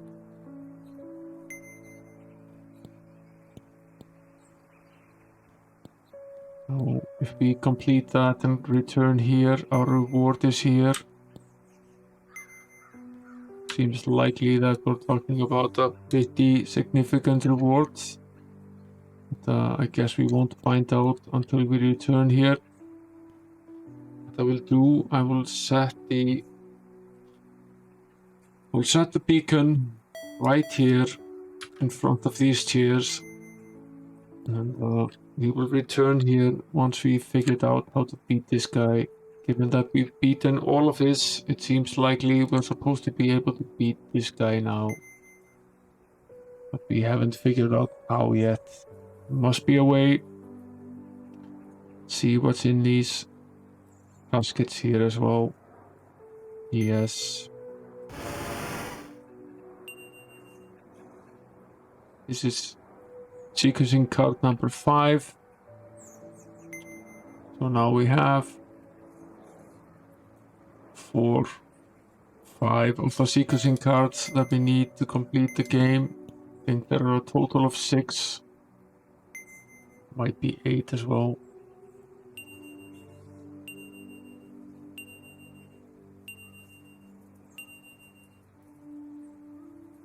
Lots of items here.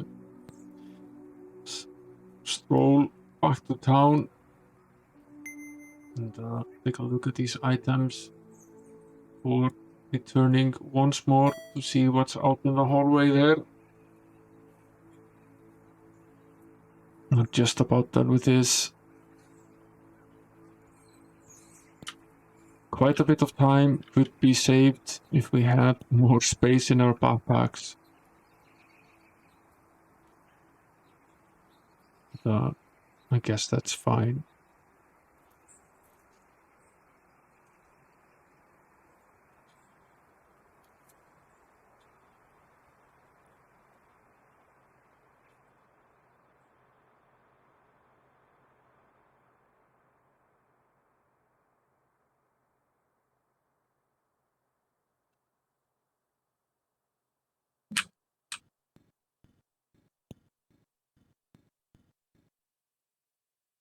It's the forge once again. Yes, we will check it out.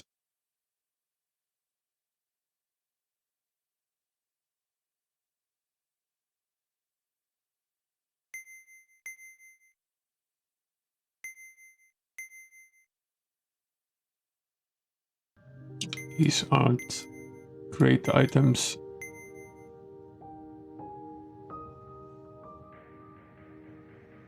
Another one of these shields of the gods. They weren't actually all that great.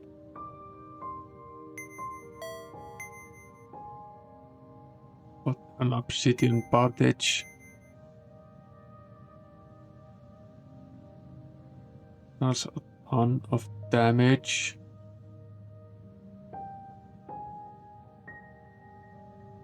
The bandage is a one-handed weapon, is it not? We have the obsidian flambars here, which is also a very powerful weapon. If we check if it's one or two-handed.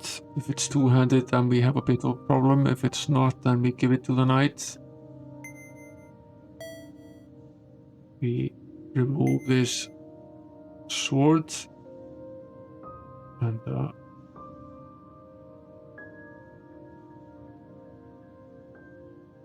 see if it's a one-handed thing. No, it's not. Okay. Then it isn't quite as clear-cut because the rod is very powerful in terms of armor.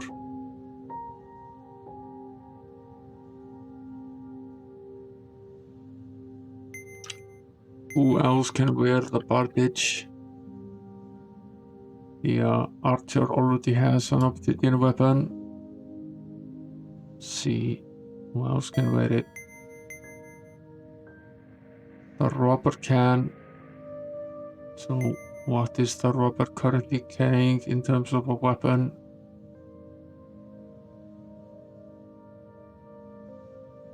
The obsidian pipe, which isn't as powerful, but it's not far off either. It's 52 to 66, whereas the bandage is what? 54 to 66. It's a slightly better weapon. Voila. sell the pike and give him the bandage instead. It's a minor upgrade, but it's still an upgrade.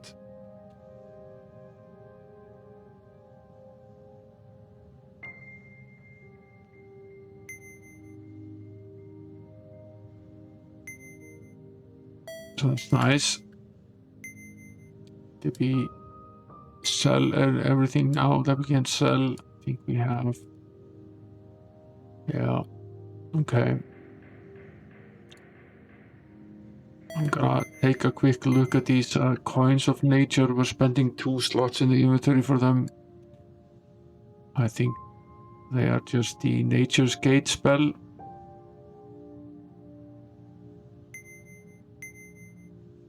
Nature's Cure spell. Sell one of them and use that space to move the hologram sequencing card over to the cleric. I think we're only missing one of them at this point, which means we've made it pretty far in this game. And that last one is probably located in that pretty horrid place.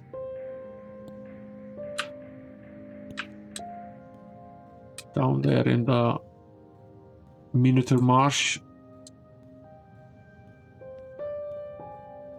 We're done with this room at least, finally. Took a while. And, we can return to the hallway here.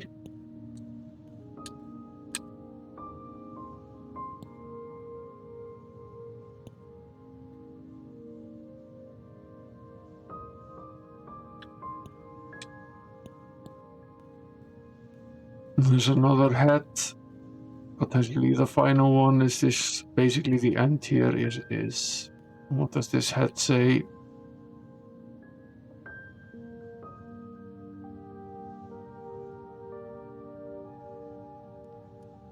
He says,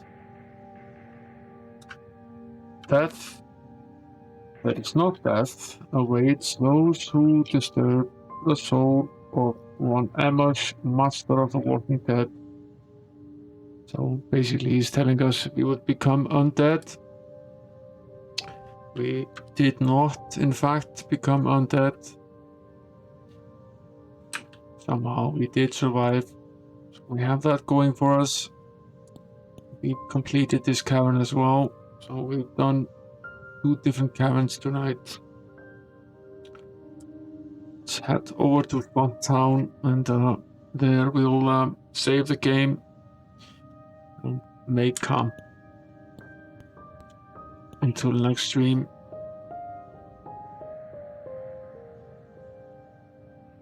We should probably take another hit at the Minotaur guy next stream. We might try this pirate ship first, see if we can raise this isle, figure that out.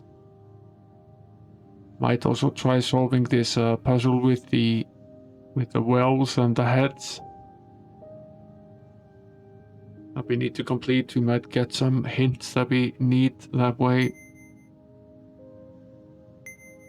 We'll make a copy of the save game here. We've made quite a bit of progress. Usually much.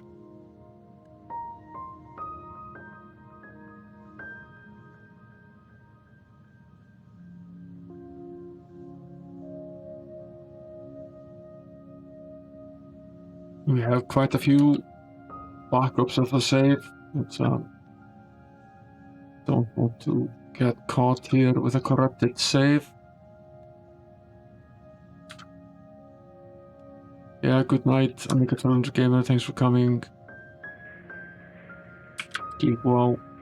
Thanks for hanging around in what is essentially an hour longer than usually.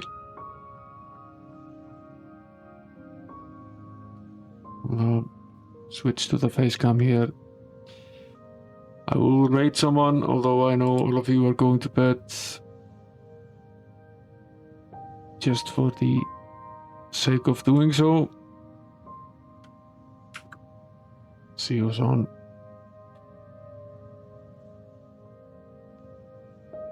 Taxi is on. He's a Amiga guy. He's playing Lemmings Amiga. Let's give him a raid.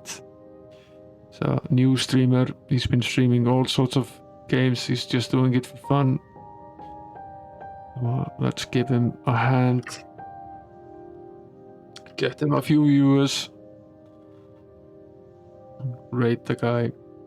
Thanks for coming, guys. Hope you enjoyed it.